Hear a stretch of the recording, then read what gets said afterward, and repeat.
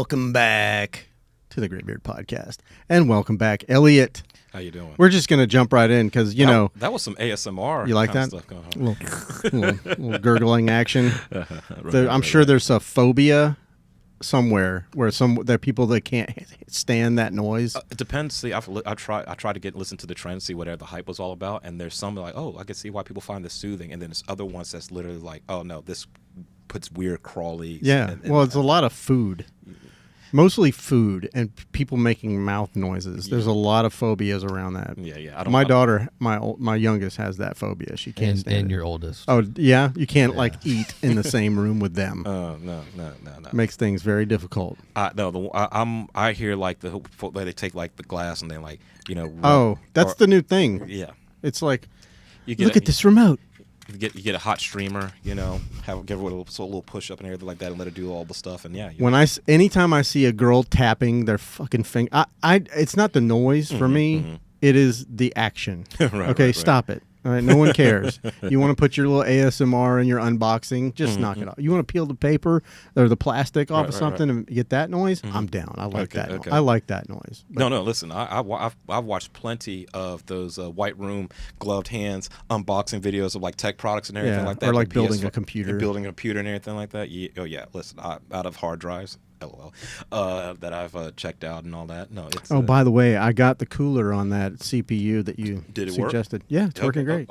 Okay. And has it stopped overheating? Yes. Okay. Yes. I've got a bottleneck, but they fixed me up. Okay. It's gotcha. the Samsung Evo. Okay. Yeah. Listen, I need to install that. So aside from being a photographer, social media manager, marketer, MC, I also do computer and tech support. So please hit me up. I didn't put that in the description. Right. I just said many, many more things. But please hit me up. You do so much shit. Sorry. I'm sorry. You're getting a soundbite. Go do it again. No. That was enough. We can definitely cut that all in there. Do it again. Gotcha. No, Jim, it's really great to be back on here. It's been a minute, 6 months, right? Yeah. I had a lot more hair. You did. Then, little trauma and stress definitely does things to people. Yeah. But no. I wanted to have an opportunity to come back and chat it up with you. I miss being on this platform and all that. And dude, it's not about the platform. It's just us. Hang. See, here I am trying to be. You see, you're ruining my sound. You're getting in my platform. Oh, my shit. You got to give me like a hand signal or something when you're going for a soundbite. Do something like that, No. You're fine. But no, it's good to be here. So listen, I know you always ask, me all the questions, but I'm going to pivot. I'm going to ask you, how have you been? I've been good. Good. What's the most exciting thing that's happened to you this week? This week? This week. Let's keep it condensed. Just this week. Well, the date that I told you about, that was pretty exciting. Right, I haven't been on one in a while. All right. And I know a lot of people are like, don't you have a girlfriend? But I've said before, I'm very open about my, gotcha. ethical non-monogamy. All right. Hit me up, ladies. No, just kidding. He's got a great beard. It's okay. It's a great If you ask my friend Will, the barber, Will Todd, he'll tell you it's whack because he's done it once, and he keeps hitting me up. He's like, come on, he's got to be the most hustling barber I've ever seen. Gotcha. He's like, come on, man, I'll come to your house. I'm like, what? So I just got clean shaved. Yeah, up you just look sharp, bro. But because I was trying to do the beard thing for a minute, and every time I have it for a little bit, I'm just like, no. And I go back to what I'm comfortable with. And then I'll have it, and I was like, oh, I look nice. And people's like, oh, we like the little shadow look and everything. And then I was like, okay, yeah. But then maintenance, like everything else. And there's plenty of things I say I'm disciplined in. Beard maintenance is not one of those things. I spent about 30 minutes today on this. See, I don't know. There's like I said, there's a lot. Everything else I got going on, just I get touching this up was enough. When I had dreads and when I had those twists, that was enough. One more thing to add to my grooming routine. When you had that Killmonger hair. Killmonger. Oh yeah. Well, you showed me. You're like, you got bobby pins and shit in there. Rest in peace those days. Okay. Hey man, if there's one thing I can say about you, you've always looked sharp. I appreciate it. Well, I decided to be a little bit more clean. No suits, no ties, no. Yeah, you're laid back today. It's like it's a Saturday. You look like you just got done with a jog. No. I just a little bit more streamlined. I'll say like old like a new school tech bro. Ah. You know, where everybody just like in jumpers and sweater vests and Yeah. things like that. So Yeah, I think that's the way. What is that one guy? He's a governor. He wears only hoodies. Fetterman. Fetterman, yeah. I think that's hilarious. He needs to wash his hoodies. I mean, maybe. I don't know anything about him. I just know that there's a guy that's in charge of some shit. He doesn't give a fuck. I like Fetterman. He's pretty straight talker and stuff like that and everything. Is he in Texas? Is that no, Pennsylvania. Oh. You know, you would assume. And I'm from Philly, so been there. Okay. So no, I like him. But yeah, the hoodie thing, man. Hoodies look good on people. Put some tide on it. I'm just saying, I love hoodies. I love a good hoodie. Yeah. We're. Yeah. But okay, well, listen, I'm glad you're doing. Listen, this is now my. Yeah, there's nothing going on. My dude. radio show today. I have been steadily consuming copious amounts of anime. Mm-hmm. And when I say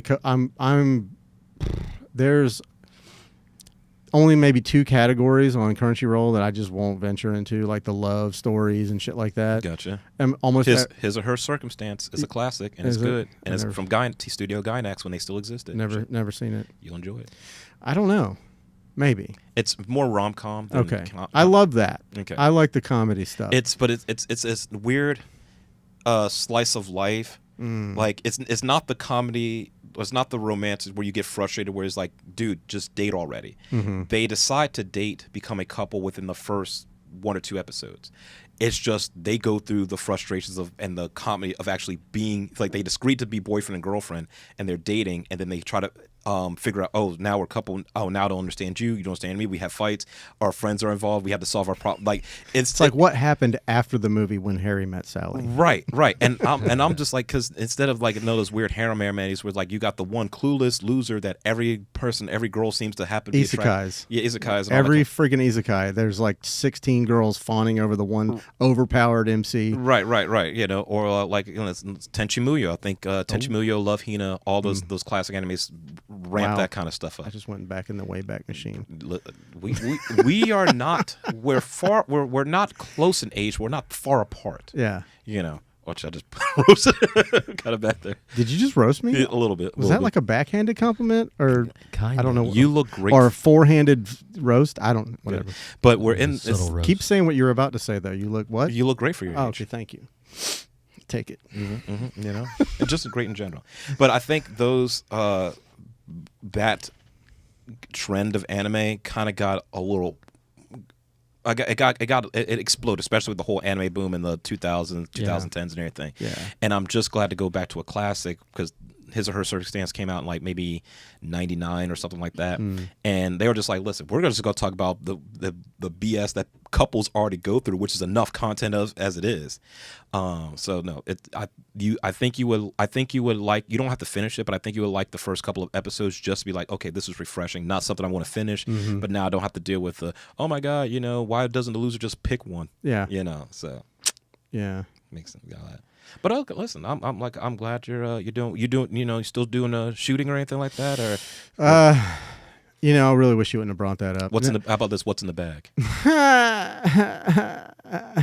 I'll see an R5. Yeah, well, R5, RP, iPhone. All right. No, it's whatever, dude. I haven't. I had posted a while back that I was like gonna take a quick chill, and then I posted again that I'm reopening the books, but I just feel like I'm not consistent enough on social media to really have that be my market. I understand. I feel like if I were to get started again, it would definitely be word of mouth, or I would have to advertise in other areas. I've had many ideas about where I could advertise that's not the internet. You're right. I really dislike the thought that social media apps and the internet and Google are my only link to the outside world, and as far as it relates to business. Okay. I don't like that. I see. It's something about it. It just feels wrong to me. That's. I mean, I see that as just another avenue. It's the modern day newspaper. It's a tool. It's the modern day newspaper as God Emperor Musk. It's the town hall. Whoa, calm down with that. No, it's the like I said, it's the town square. It's just another platform, and you make those. You make the platform work for you. You expose yourself to it as much you. It be as rewarding or as traumatizing as you get out what you put in. Yeah. So for me, like I did take a break, at least as far as advertising my books and putting things out there.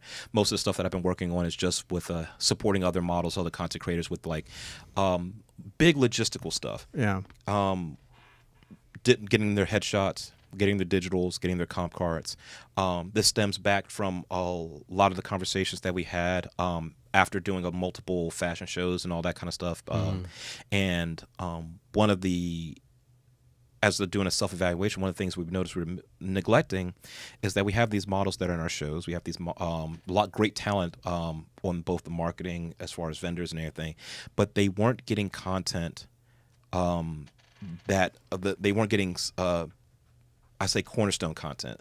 They're out in the shows and they're showing the clothes they're wearing, but then they don't have anything to go back to agencies. Like they don't have their comp cards done. They don't have not digitals or anything. Just like headshots or demo reels and all that kind of stuff. So I decided to take a step back as far as like just, hey, we're going to do this creative shoot and this creative shoot. And I was like, I'm just going to be a background support for a lot of talent around here in Jacksonville. Yeah. And then this is a great segue as to why me and my business partner, Jennifer Janelle, we decided to do Elite Horizon Media. Right. We decided to do that because we also saw a need for local fashion vendors and other enterprises that were being neglected in their digital marketing, in their social media, and just advertising and getting their content out in general. Right. When we did a survey after the last couple of shows, we noticed that for one client, their social media only went up by on the metric of 2%. You saw how many hours were put into that show.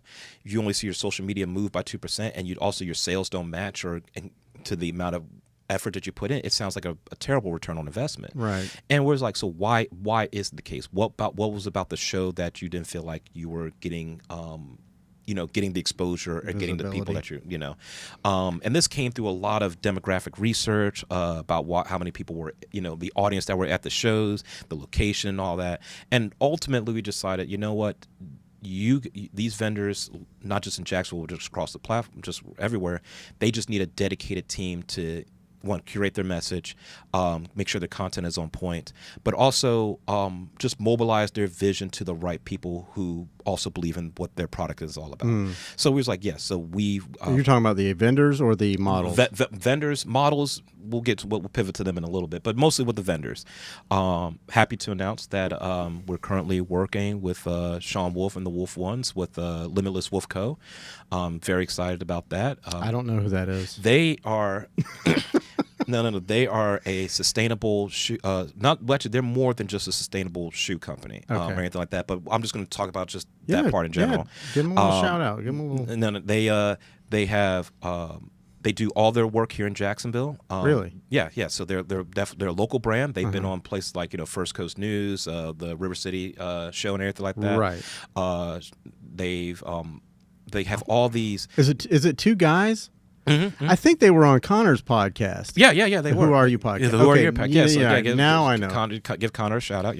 All that. Yeah. Great team. Looking forward to doing more work and stuff like that. In fact, they have a great special coming up. For the month of February, they have $50 Fridays.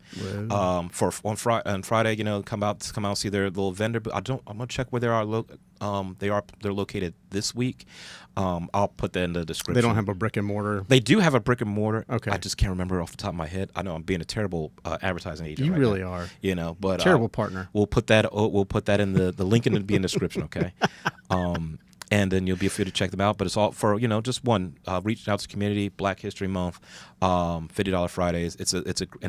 My thing is once you try out the shoe, you'll put down your Nikes, you'll put down your Jordans. They're solid. I've seen them. They're like a 2-part shoe, and I thought it was a really cool idea. Yeah, it's not my style of shoe. Right. I would never wear that. The great thing about them is that you can take them anywhere. They work great as far as like streetwear and all that kind of stuff. You can combine it with all kind. But also, I've seen there's a gentleman, he's wearing them out in Puerto Rico, out in the water. They're water resilient, and again, they're made from sustainable materials, 3D printed and all that. It keeps going to Yahoo. Oh yeah, he's checking. Oh yeah, he's going to put them on the screen. What's the name again? Limitless Wolf Co. Oh my goodness! It always pulls up the history. There we go. What was in there? Broncos game. Limitless Wolf Co. No, you don't know. Probably not the company. Okay. Well, let's see. Yep, there we go. Right there, Limitless Wolf. With the okay. And let's see if did they update the website like I told them to. Oh yeah, there we go. Because I did consultation with them. Excellent. Oh, good. Excellent. Yeah, click on that shoes. Now, see, any shoe that looks too squishy, like I can't do it. Like any shoe, they're resilient. I wouldn't call them squishy. No, I mean soft, like Okay. that cushion your feet. I gotcha. If a shoe is too cushiony, I can't wear it. I see. That's why I wear Vans or Converse. Flat. I need flat shoes.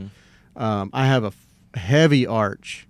Gotcha. And if my arch is supported too much, it gets weak. I gotcha. And then I get that plantar fasciitis pain. All right. Well, I did a consultation with them. We made some adjustments to the website. I am so glad that this happened. Perfect.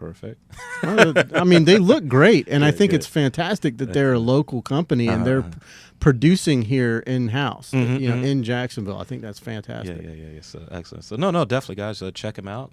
Limitless Wolf Co. Description will be located in the comments below. I like their jackets. They were part of the season 2 of the Jack's Fashion Experience. You probably have some content from them, and maybe when you were doing your show, gracing us with your presence earlier. Maybe. Yeah, I think that was the last thing I did. Okay, gotcha. As far as like I don't mind doing things. Out there in the world, like if there's like events, like gathering events, like that they used to have at CoLab. I don't even know if they're doing that anymore, but I don't mind going to those just to see people, see my friends, or meet new ones. I don't have a problem with that.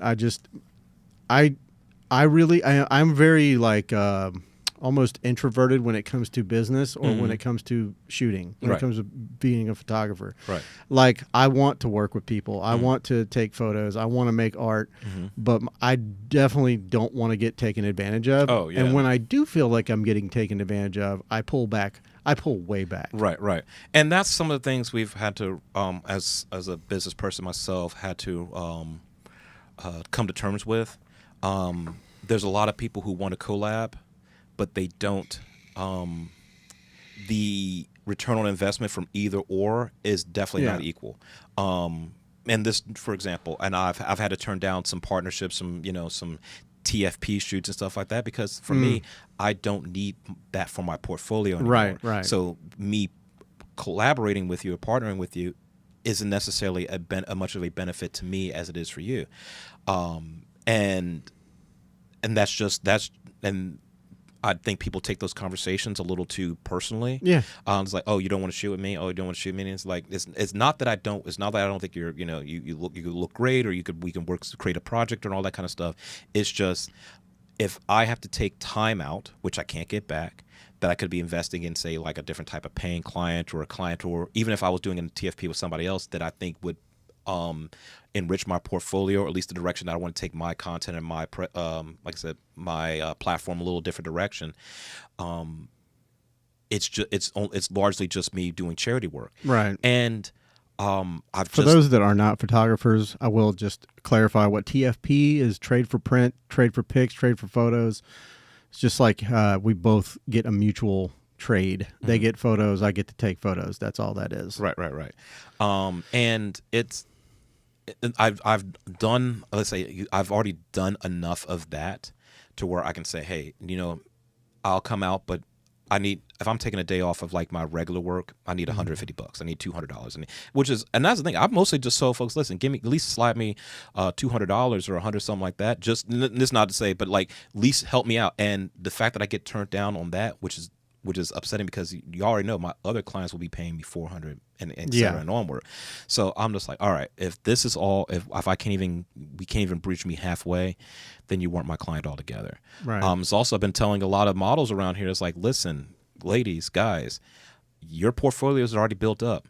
Y'all need to start telling some of these photographers, like, hey, if I got to take time off of work, or I got to skip out on this, or I got to come out and do a shoot with you, got at least pay for my makeup, at least pay for my gas, at least pay for, See, that's always been the dichotomy of working with models, is because if they have a strong portfolio and they have like an agency or what have you, and they really don't need to unless it's like if they contact me, I expect to be paid. If I contact them, I expect to pay them. And that's kind of how I've always worked it out. But that makes sense. Yeah. Regardless of the fact, if I'm working with someone, I always feel like I'm obligated to pay them.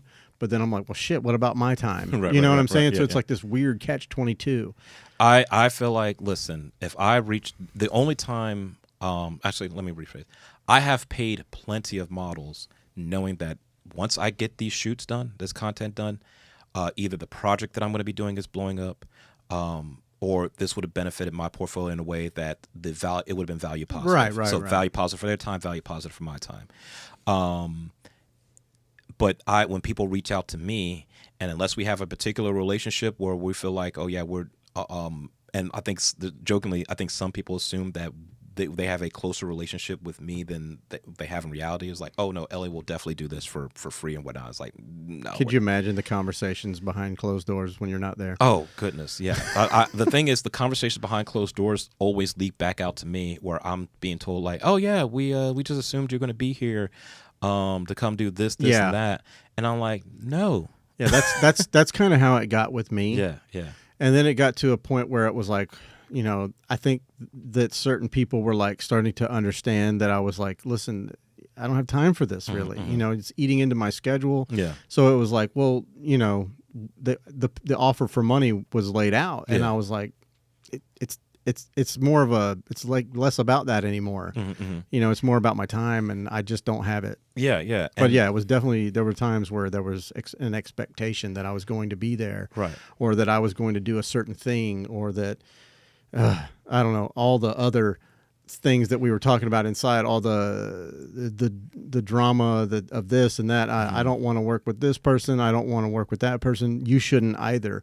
Yeah. No. Yeah, that's not how it works. Like, don't get in the way of me and my money. Absolutely. Well, not even that, but like if you're beefing with somebody, and I'm friends with that person too. Yeah. Does that mean I have to now beef with them? You know what I'm saying? It doesn't make any sense to me. That's as an adult, a fucking 48-year-old male. I do not understand. I'm almost 50, dude. Like, I don't have time for stupidity. Yeah. If I love you and you're my friend, and two of my friends are fighting, I'm not going to stop being friends with either of you. Right. I might not hang out with y'all for a little while until you fucking calm down. I'm always in the camp of don't try to recruit when it comes to beefing, or unless it's something extremely egregious. Example, like say, like, I'm just gonna make up a random thing. Like say we had a mutual friend, and I told you, yo, this mutual friend robbed my house. And you're like, well, that's my friend, but it's like, yeah, you can hang out, but again, they took my TV, they took my car, I would assume like, hey, I'm not gonna hang out with that guy because this home they're doing some criminal stuff. Yeah. But if the whole person is just like, oh, we just had a disagreement, or they called me a name.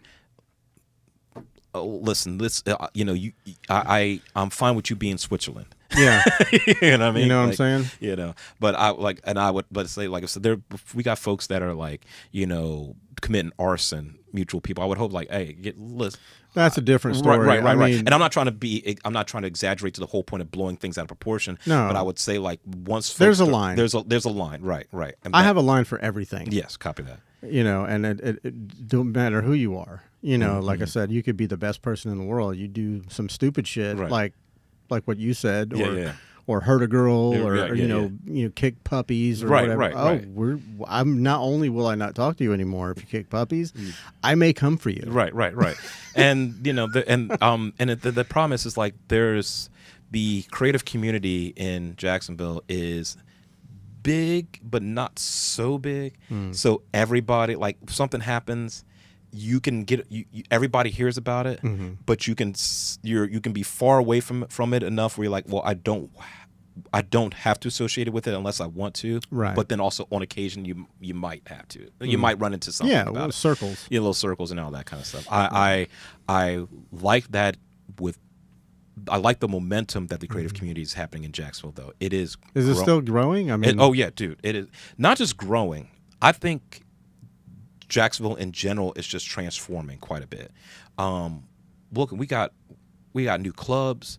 We got like DECA that's just opened up. We got the fire performances that are happening now. Shout out to Tokyo Moreno. She has been going buck wild on that. That has been excellent that she's got her team and all that kind of going on.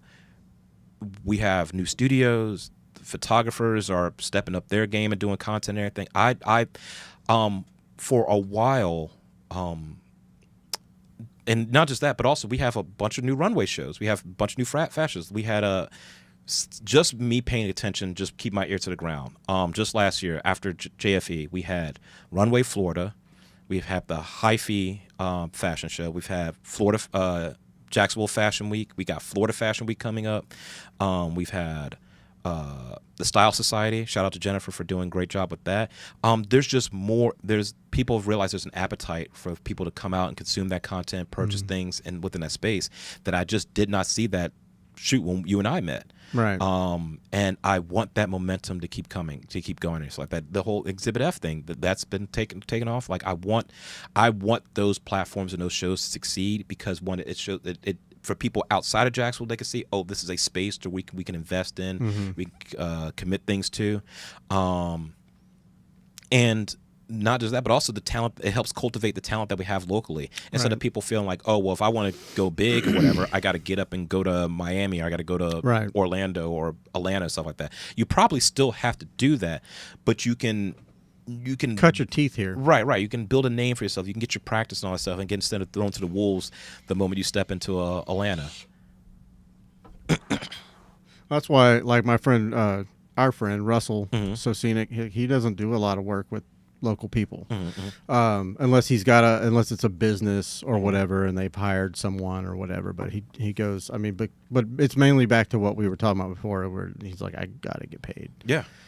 And no one here wants to pay. Right. Listen, the price point, was the consumer index in Jacksonville still has not grown to match the demand for a lot of stuff. Inflation, motherfucker. Right. So I am still insisting, committed, telling everybody, listen, still sell to the rich. Do that. 100%.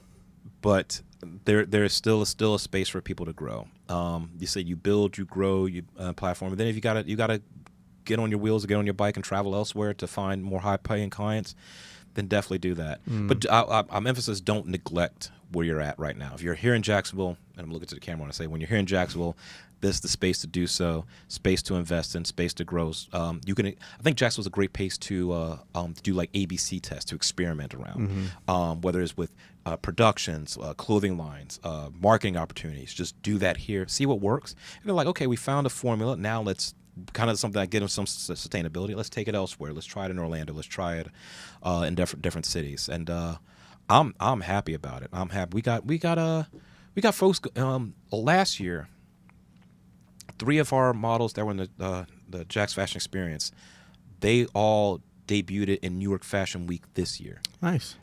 I won't say that's unheard of, but it's like they're going there. Yeah. And they put you on their resume. Right.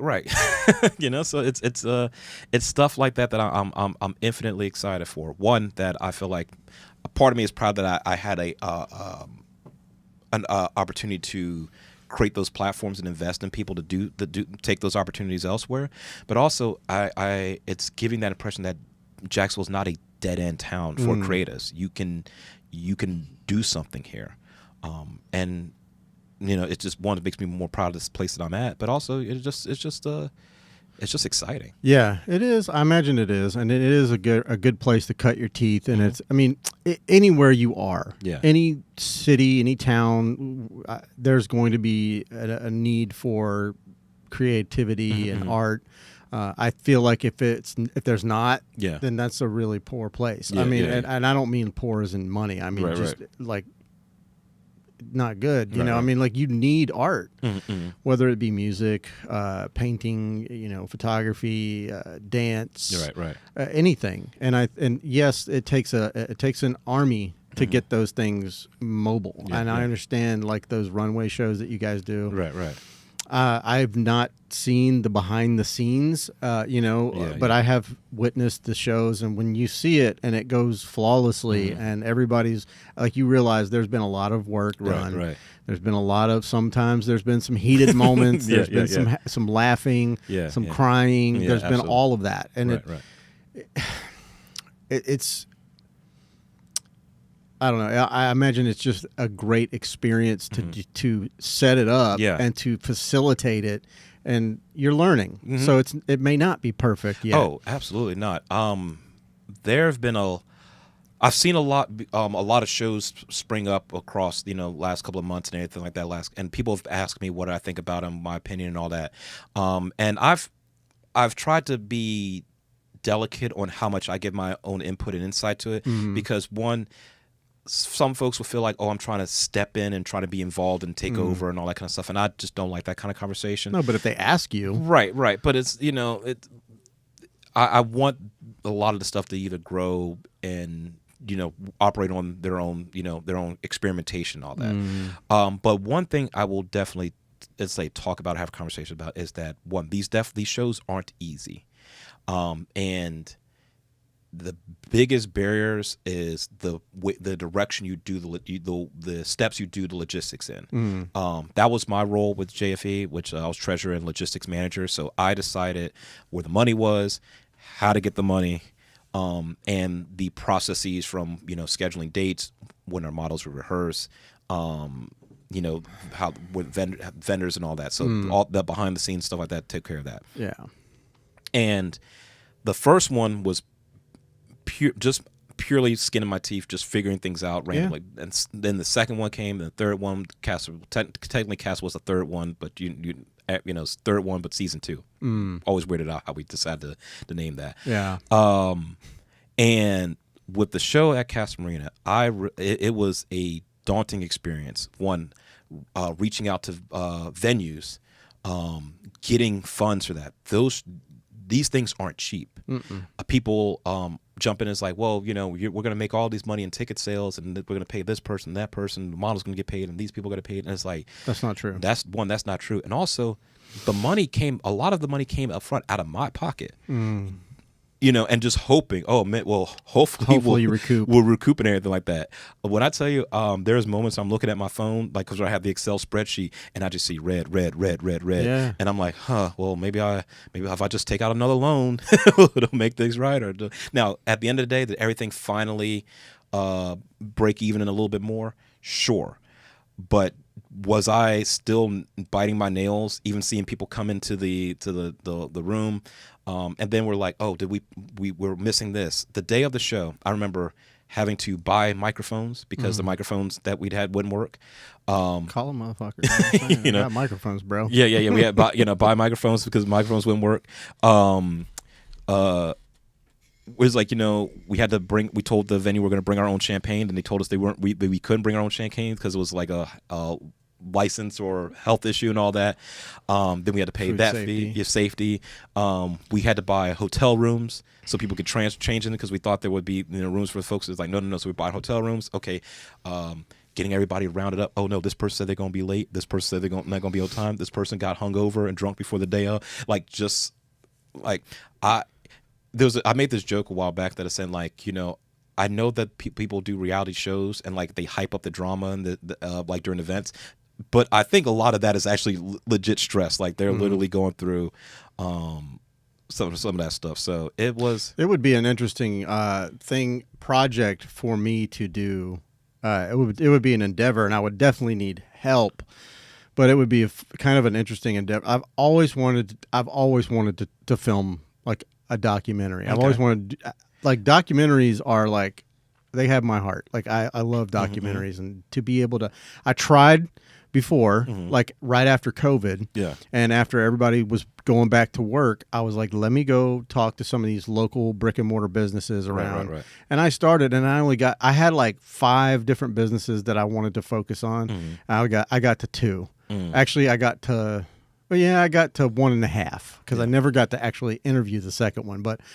I just, and it's like, I wanted to make that, like a quick, short, mini doc and, just start doing those. But the problem with anything, and just like with your fashion shows or any of the fashion shows, I feel like, and I could be wrong, but what really makes those things popular and work is when they're consistent and they happen every year and people start to look forward to it. Right. Who's the new vendors, or you have the same vendors, but they're coming out with new merch. Right. Like the new hot look.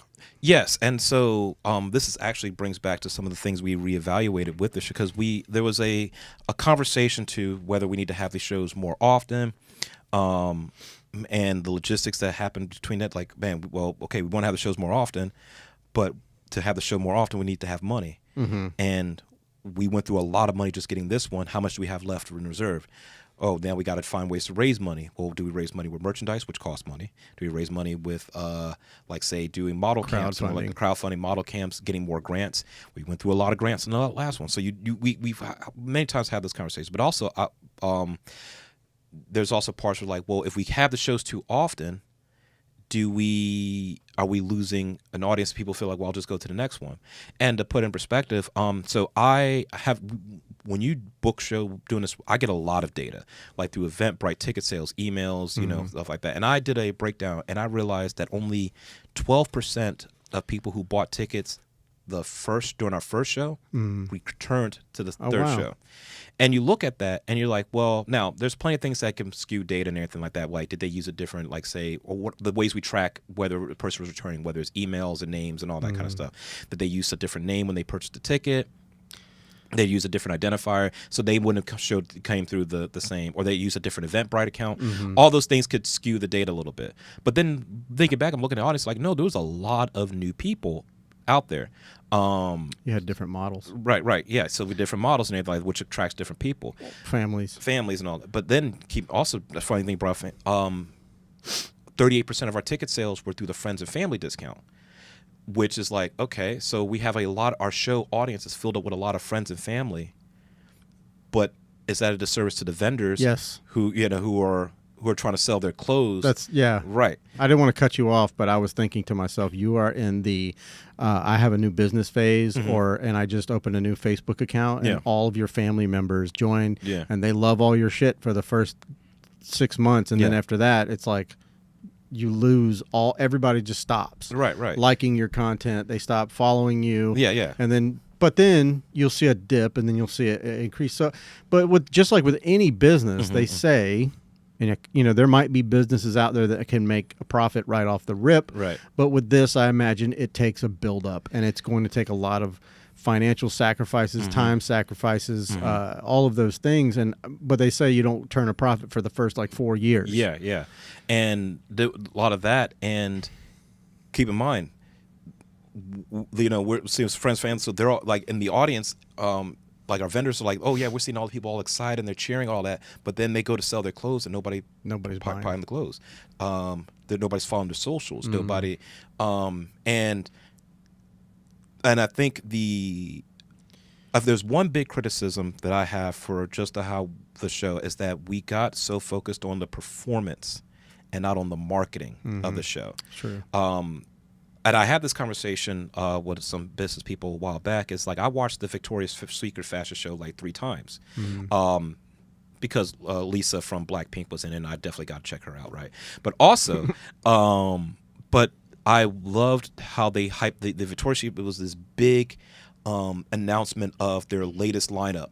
Like everything you saw that got showed when you're paying attention to the outfits and not just the women and the angel wings and all that kind of stuff, is that what you saw was going to be on the shelves the day after. the big problem there to if you I know you're not. It's like apples and oranges to me. I mean, I'm not in the fashion world. Yeah. But Victoria's Secret has been around since I don't know. Yeah. What the fucking 30s or 40s or something like that. But it has a huge name. Right. Whatever they do, people are going to show up. Right. And I want to transform the way we do shows, which, by the way, we do have another show coming. Not under the JFE name, but there's some stuff working around and all that kind of stuff. I own it. I'm deciding how I want to divvy it around, and I got some people who are willing to invest in some other stuff going on, but we definitely have another show coming.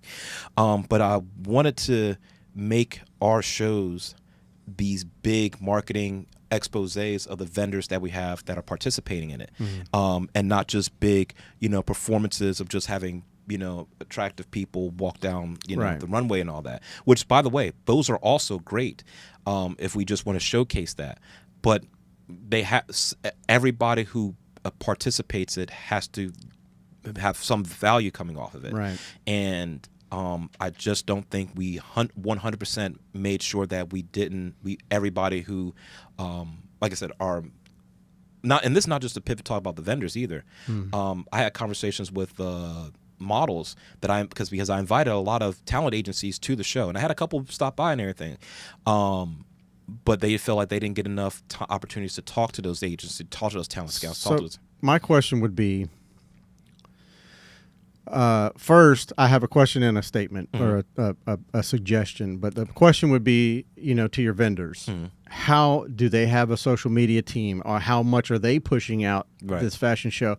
It cannot be solely on the people that are putting on this fashion show. If you're a vendor and you have a great following and you're not promoting this like every day, 2 or 3 times a day, you're doing your own self a disservice. Right. The people that showed up are the people that you brought in the door because they are the family, the mothers and fathers. They want to see it's like going to a high school musical, whatever. They go and they see their kid walk down the aisle and they're like, "Oh my gosh, she looks so good," and they don't even care about the clothes. And those are the people that bought the tickets to go to the show. But to the vendors, they really need to be pumping this out as well, which is also free advertisement for you. And it should double your ticket sales. But I've completely lost what the suggestion. Oh, so, and this is just an off thing that I was thinking about while you were talking. It's just, like you said, they're not following the pages of the vendors. They're not doing. So, instead of giving them a family and friends discount,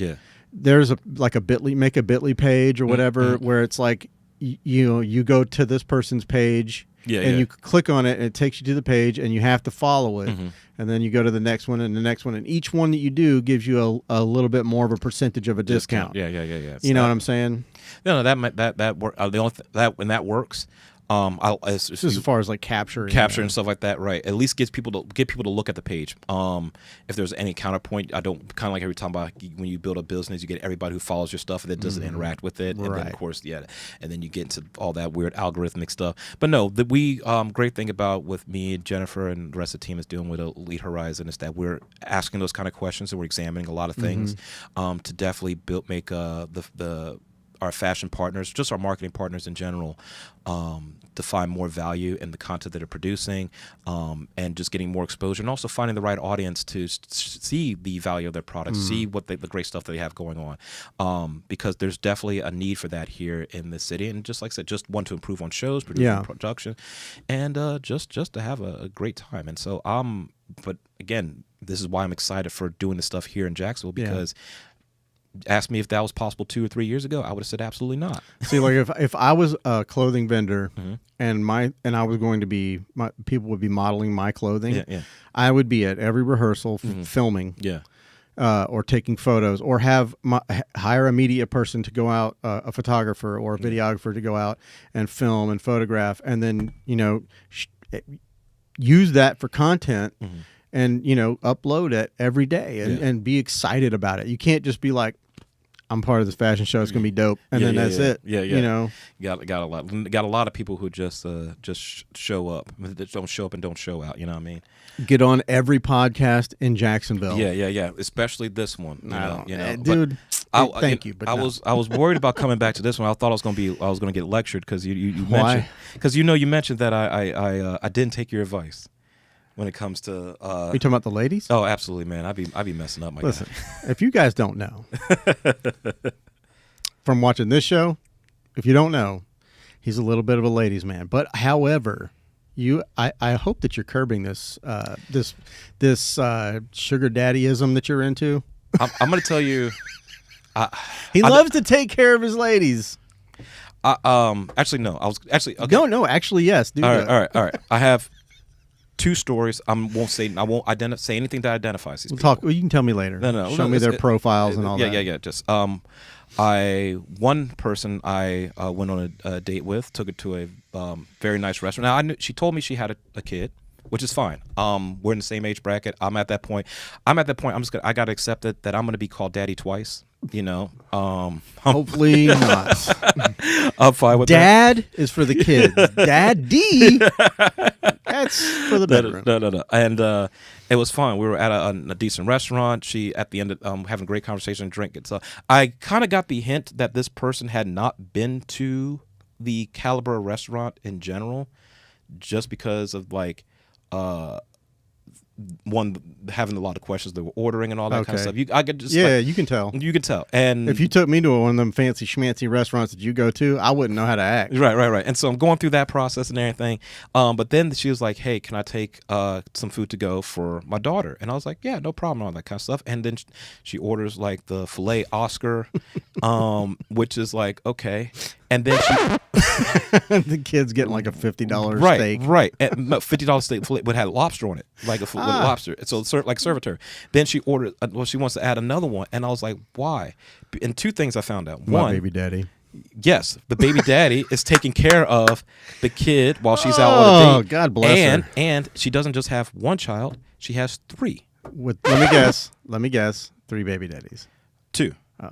2 baby daddies. Okay, we're getting better. But like, so she's like, it's not a characteristic for you though. Well, and I was like, oh, listen, I feel like those things should have been brought up a little ahead of time and all that kind of stuff. And I was like, you know what, this, and I tried to cordially, politely say that one, we could take it to your daughter who's with you and all that, but we're not ordering like 5 meals to go. She did not take that very well, especially the waiter was right there, and I could not tell him to like hold. I was trying to tell him to like, hey, we're gonna still decide some stuff, but he was just like taking orders. He wouldn't take the hint, like, hey, bro, stop. And so I had to like. Did you get blunt? Yeah, I got blunt because you do get a little tongue tied. Yeah, and it was just like, listen, this is stop. Didn't take it very well. It's like I get the fuck out. Ended up I just paying for my end or whatever, and then politely being not say asked to leave, but saying, hey, your service is done here at the restaurant. Just because, they asked you to leave? Just the scene that was starting to be caused at this restaurant. Was she getting loud? Yeah. Wow. So that didn't go well. That didn't go well. Second one, actually, I'm delicate on this one. This one hurt, my guy. This was actually going for a while. Somebody that I had been taking out, actually, like I said, I don't want to say, I can't do anything identifying. Took me out. I took them out. I mean, if they see the podcast and you're telling the story, they're probably going to know. They probably won't. No, you're right. There's only like 5 people to watch. Taking them out, giving them job opportunities. You know, we go to events and everything like that. And by the way, you know me. As soon as I got metal cards, I'm tapping them things. You know, spending money, paying for outfits, getting nails done, getting toes done, right, your hair done. Exactly. I want to date you. I'm coming to their job. I'm bringing them dinner. You know, matter of fact, I'll tell you how they were in a car accident a while back, and now that I picked them up from the accident and stuff like that, I paid for their physical therapist. You know, I offered to take care of the medical bills and all that kind of stuff. Welcome back to the episode of Graybeard Podcast. It's called "Am I the Asshole?" No, you're not the asshole. But listen. For Christmas I bought them AirPods, white Hennessy, roses.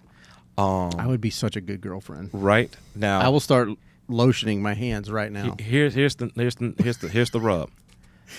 That's all you're getting. They had a boyfriend the whole time. Aha. They didn't. I've been at the house. Mm-hmm. The white hoodie that's in my profile picture is in their bedroom right now. Oh, fun. And the way I found out is I was invited to a friend. Is that why you leave it up there so they, in case they see it? I was invited to a friend's mutual birthday party, and they had told me, hey, are you and so not hanging out or thing anymore? I was like, no, we just made plans and all that kind of stuff. Well, they said they're not, and they said if you show up at this birthday party, you can't be there. I mean, if I show up at this birthday party, they can't be there.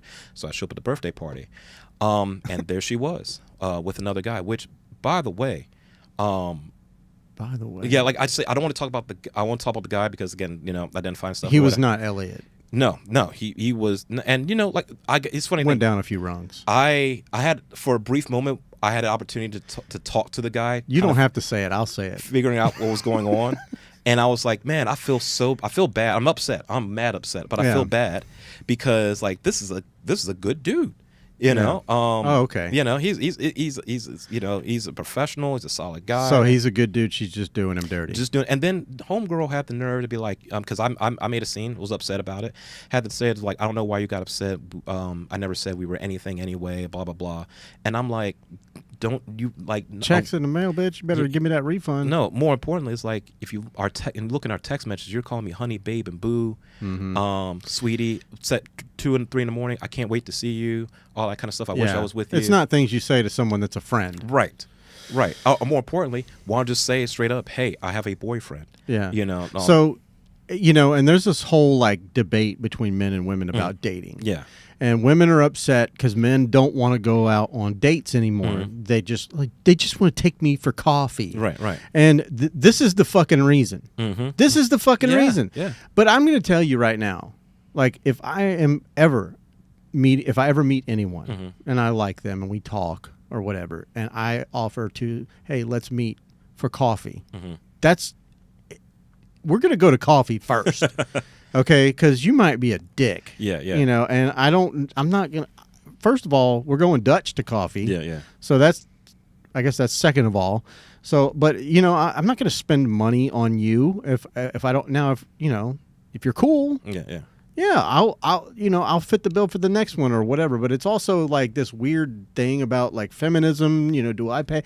Like I had this whole conversation. I told you I went out on a date with this girl, and we ended up going to Lenape. The coffee place was closed, so we just like let's just go have some appetizers. Yeah. And I was doing this week because it's been a while. Since I've been out. I just haven't really felt like doing anything. But at any rate, and we had this whole conversation where I was super awkward, and I'm like, I know there's like a weird thing going on now where women don't want men to open the door. They don't do this, don't do that, but then also there's also women that like if you say we're Dutch and separate checks, they freak the fuck out. Yeah. But I suggest to you when you find someone that will agree to go have coffee with you, they might be a good one. Okay, well, we'll see. Because that's the thing. We'll see. Well, you know what? I've had one of those. I said might. Yeah, no.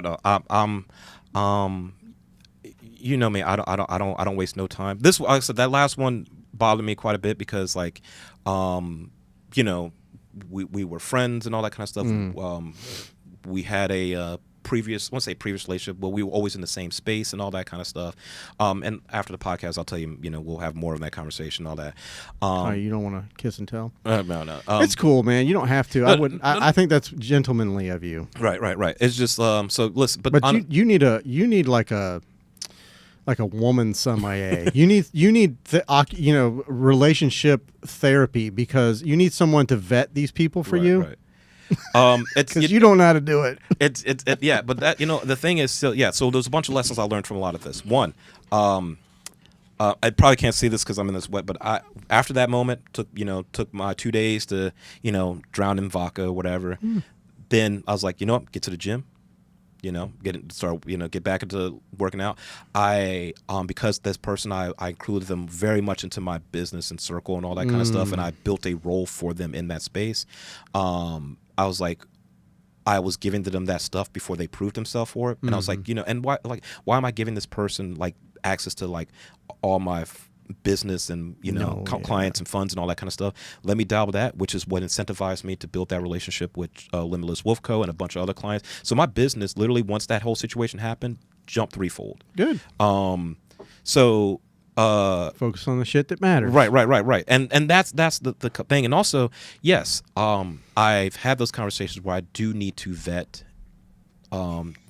evaluate people, trust their, have more opportunities to check their intentions a little bit better. Yeah. So while did it sting? Oh, it was a karate chop in the face, bro. But it was definitely the eye opening that I needed. And so hopefully the next time I'm on this podcast, hopefully they'll be here.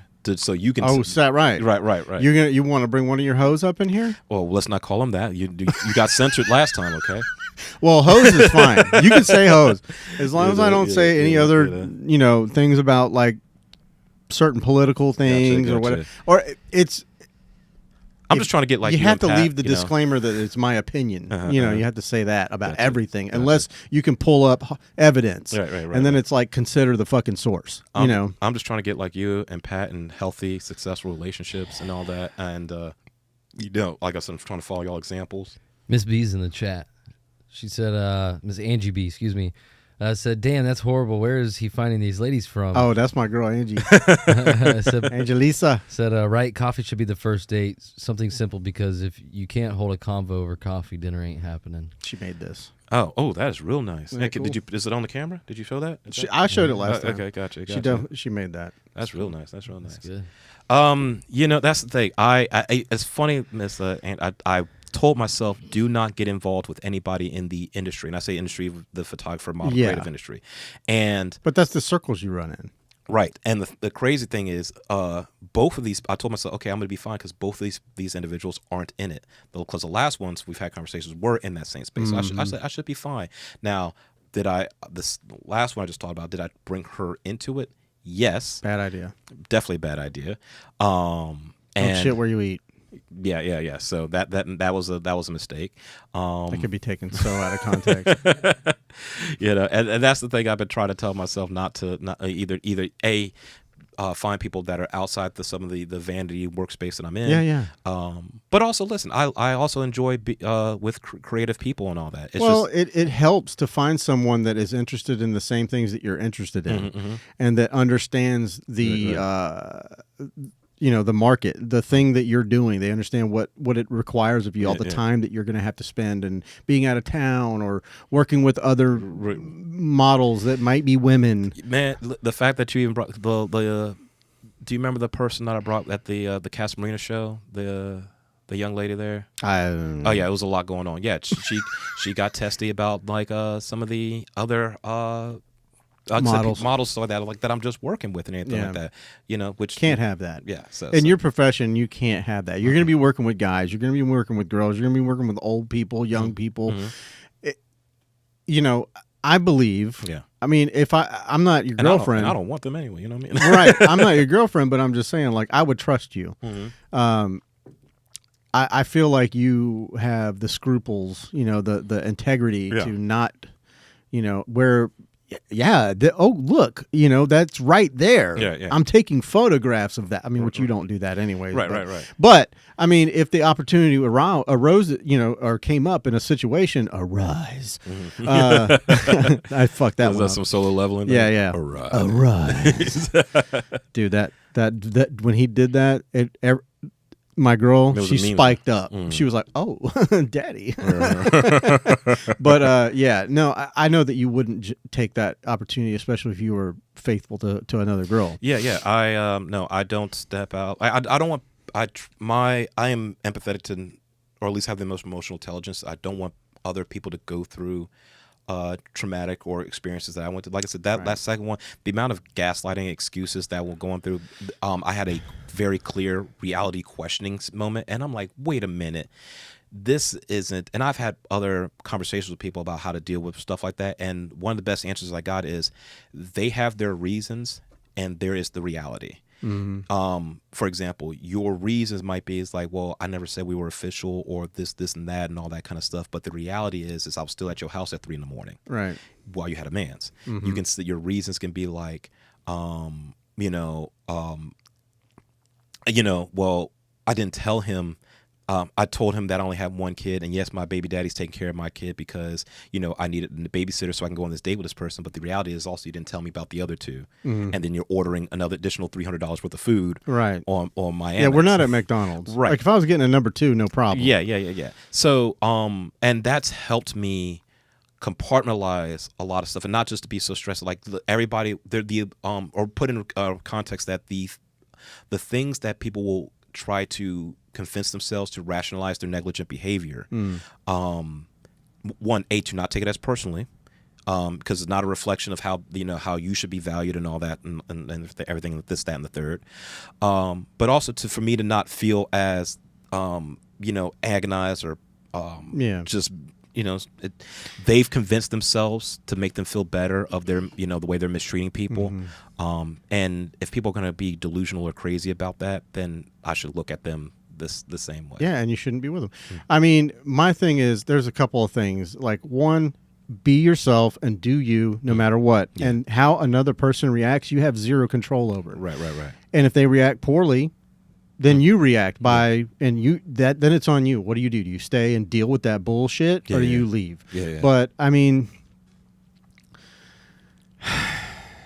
what was the other point? Oh my God, ADHD. That's all good. Anyways, but yeah, dude, like, just be who you are. And if somebody is going to be, if they don't like it, if you can't be honest, if you can't be sincere, then it ain't going to work. What I was going to say, it just came back to me. All right. I have had to, and maybe it's because I'm in an ethically non-monogamous relationship, and I see other people, so I'm with someone that's great. I love her to death. We complete one another. That sounds really like a little silly, but it is true. People always ask us that. They're like, why are you dating other people? She doesn't, but the people that understand, they understand. Right. I got a lot of love to give. I'm gonna do my thing. Copy that. Look at you, just fucking shit up over there. He must have to pee. Fucking shit up. But I've almost had to like harden my heart a little bit with things like that. Yeah. I don't get attached very fast. Right. It takes a long time for me to get attached to a girl. Gotcha. And when they, if they're not my cup of tea, if they do something wrong, I'm easy to just go, and I just walk away. Like, it's just like when you take and I hate to use this analogy, but I mean, if you eat a piece of gum, what do you do with the wrapper? You throw the shit in the garbage. I don't need this wrapper. Yeah. I can't eat it. There's nothing I can do with it. No. It's like I have.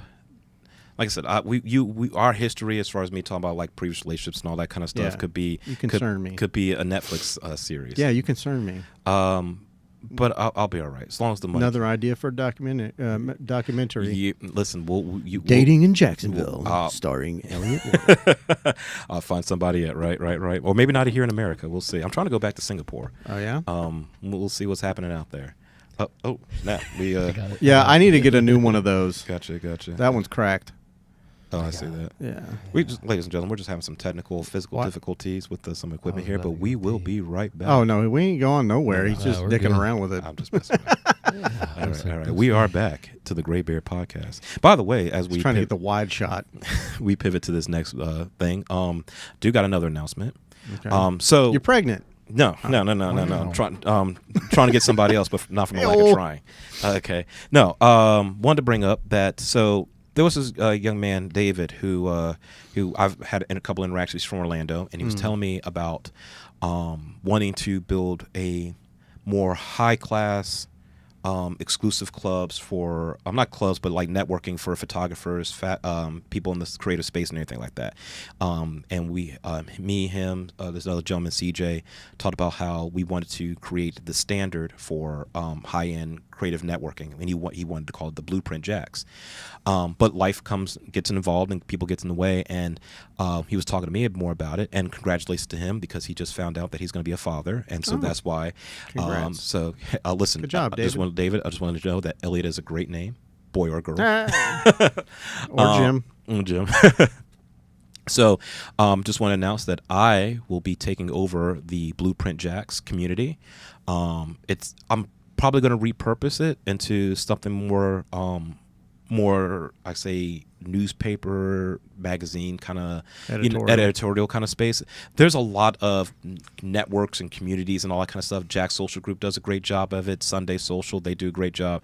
I'm gonna leave that to people who've already got that established. Right. But I think I have a pretty good vision of how I would want to use that platform. So there's still going to be plenty of exclusive events. There's going to be Blueprint Jacks, events and clubs. You can come here or get discounts and tickets and all that kind of stuff. But having the opportunity to take that over, and then not having to deal with 2 other people telling me how they want to do stuff. So I understand high end networking is what you said, I think, and we'll go more into detail about what all it entails. So now keep in mind that was the original premise. I'm changing it. So the original premise was to create like an exclusive spaces for fashion people in fashion photography, creatives in general. Let's just say creatives in general, to network and also have exclusive experiences. Like, say, I think one of our events was to have a all-you-can-drink champagne kind of event at a private place, like say at like a Noricase or Cataluna or anything like that, where it's invite only, or at least within your group and anything like that. And that way you're networking with one high caliber, or at least not just every kind of person or something like that. I don't know. That's the way the premise I was sold. I've decided, listen, we can still do cool, say, exclusive events, but that's not what I want the whole thing to be based around. So I'm taking over. I'm changing it. I'm changing more of an editorial thing, and just trying to find that space with it. Trying to use it as a way to leverage other creators, like say leverage, say interviews with you, interviews with some of the other talented folks that we have here in the city, and then we'll have some networking events and everything like that. If I'm going to run it, they're going to be a step above, so that maybe that all you can drink champagne night may still happen, or for you, we'll get some coffee. Make sure. Yeah, well, that's one of the things I know that there's like. One of the things I liked so much about the collabs events was there alcohol there. Of course there was, but it wasn't the main focus. Right. And there was space to be creative. They always had space open. The lighting was good. They had the little wall they would cordon it off into like 3 or 4 different sections, and people could actually go up and be creative. And that I liked. You watch someone work, you see a model, and I actually networked. I'm a very introverted person, right? And there's another group that it's like the social group or something like Jack that. Social, yeah. I don't know if they followed me or they might have reached. They do. Yeah, they might have reached out to me at one point or something. I can't recall.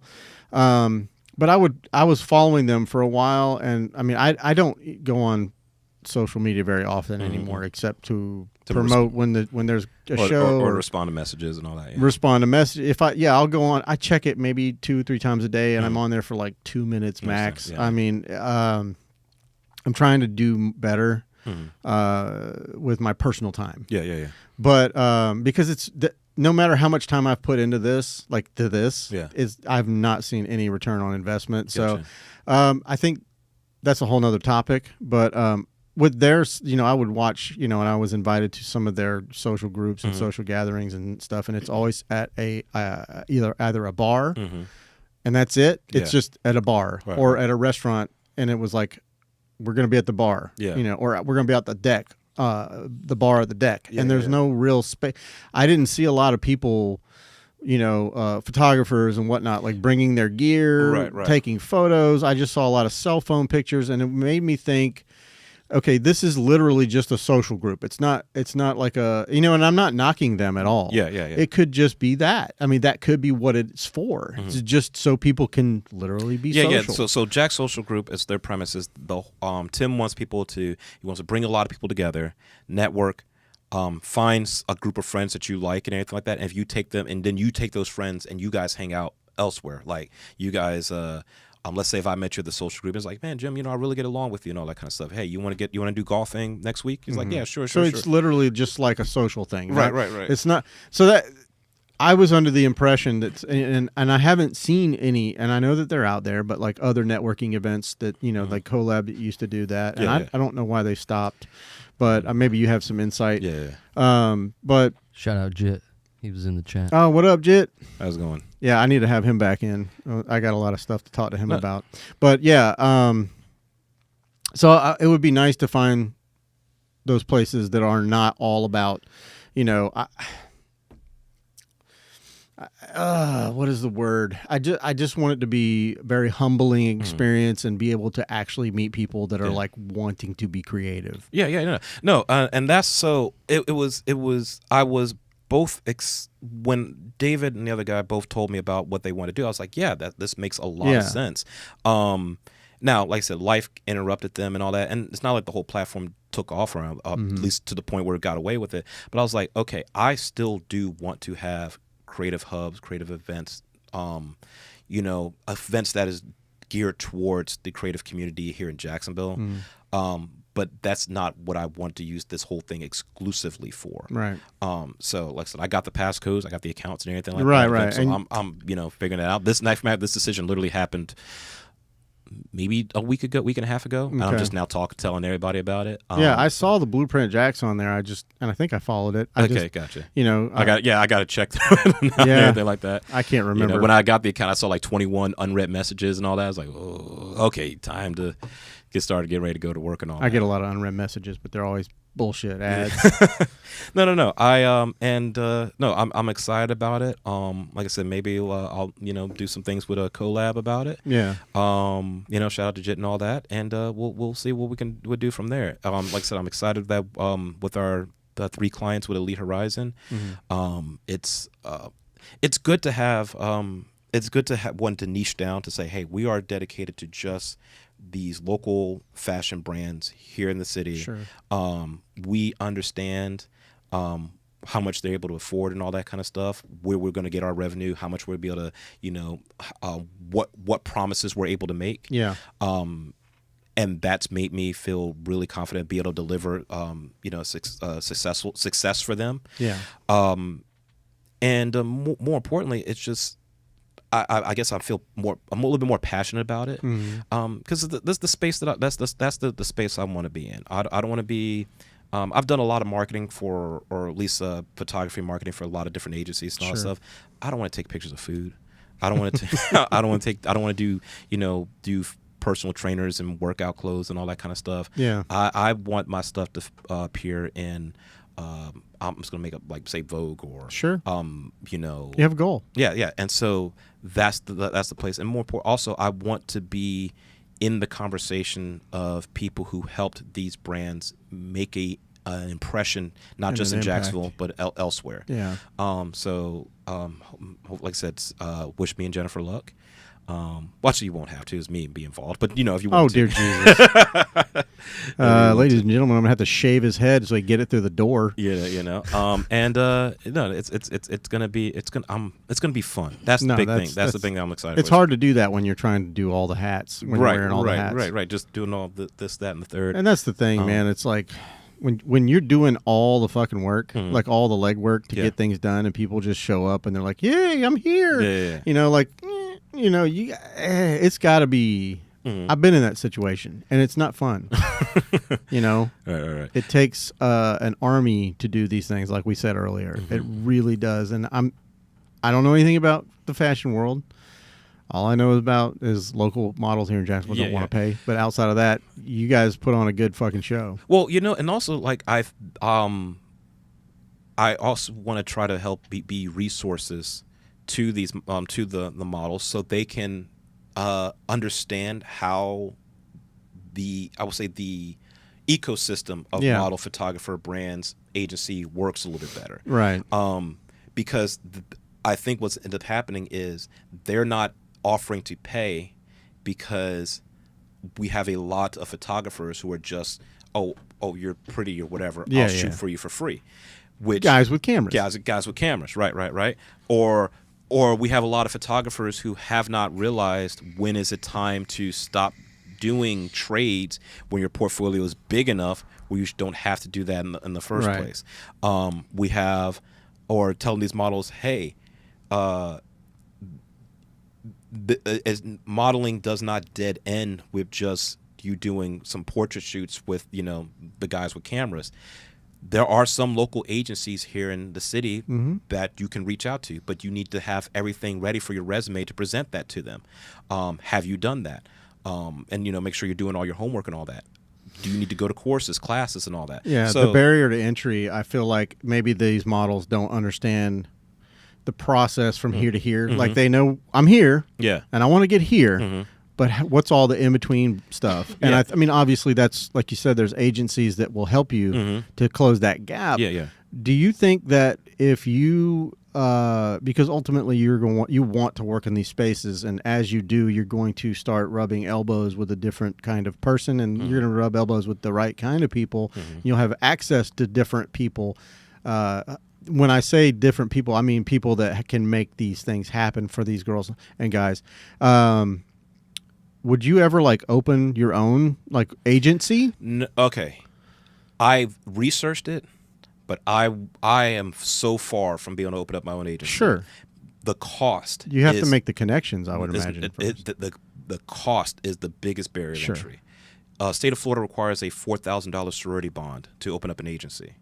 What? Yes, it's to protect people from and state of Florida, you can call yourself a agent or a talent manager if you only manage for one person. Okay. But even if you do that, you still cannot call yourself, and you can, Pat, if you want to pull up on the screen, you cannot call yourself a talent manager for more than one person in the state of Florida unless you pay the state $4,000 for a bond for a license. So what do you want them to pull up? Give them a specific search.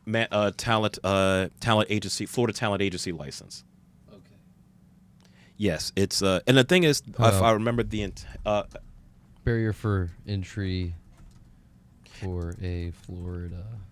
What was a talent management license? Talent management. Okay.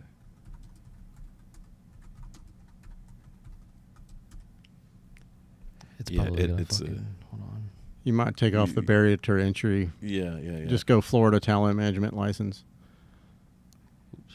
Sorry. Guys. Yeah, it's now the whole point of it is to protect people from being, because a lot of folks would make you sign to an agency and then not book you gigs, but then you couldn't.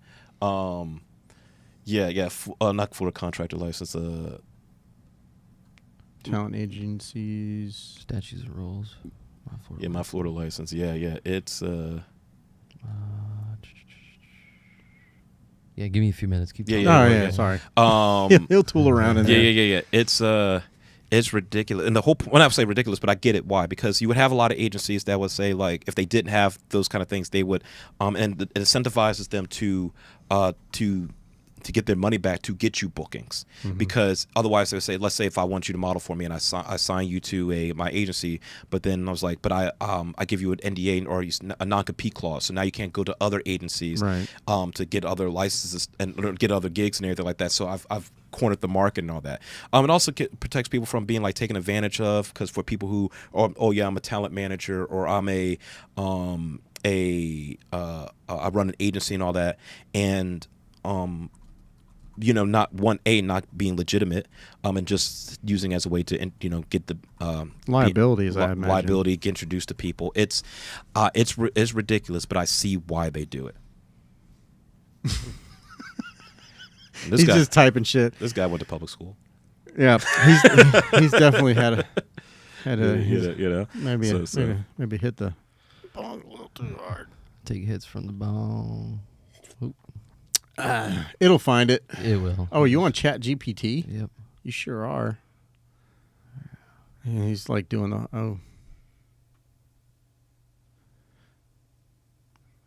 the business application fee. Yeah. Surety bond. Oh, it went up $5,000. Oh, there it is. There it is. Surety bond? Yeah. A surety bond in the amount of $5,000. This bond protects clients in the case of claims against the agency. Oh, so it's just liability. Mm-hmm. Yeah. I don't have that.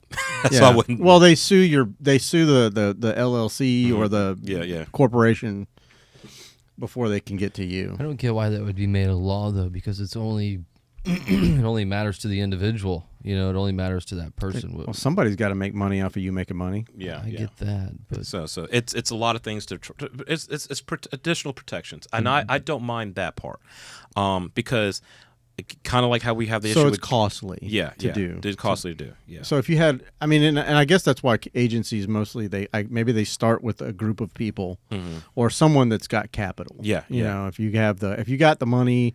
And, you know, you can hire people right off the rip. So the way I've seen the ecosystem work is there are a lot of mother agencies or smaller agencies that manage like 1 or 2 people. And then when a larger agency does a big marketing casting call, they send their smaller talent to them, and they just take. And so the big agency takes a cut, and then this mother agency takes a cut. But their biggest thing is just like, we just shooting, you know, we're shotgunning you to these different groups and all that kind of stuff. I guess the only reason I asked is because you're going into these spaces. You're going to be meeting people that are, you know, clothing designers, other brands, and all these, you know, producers, whatever you end up finding. And I'm just like, you're going to make all these connections. That would be, you talk about giving the benefit. We've had these conversations about. There was a time, not officially with Collab, but the people I was working with, we was like, all the models come to us anyway, right? Why not look into? And that's what I did my research. And I got you. Ooh, well, maybe there is a reason why, right? But you're talking about them guys over there. They got the money.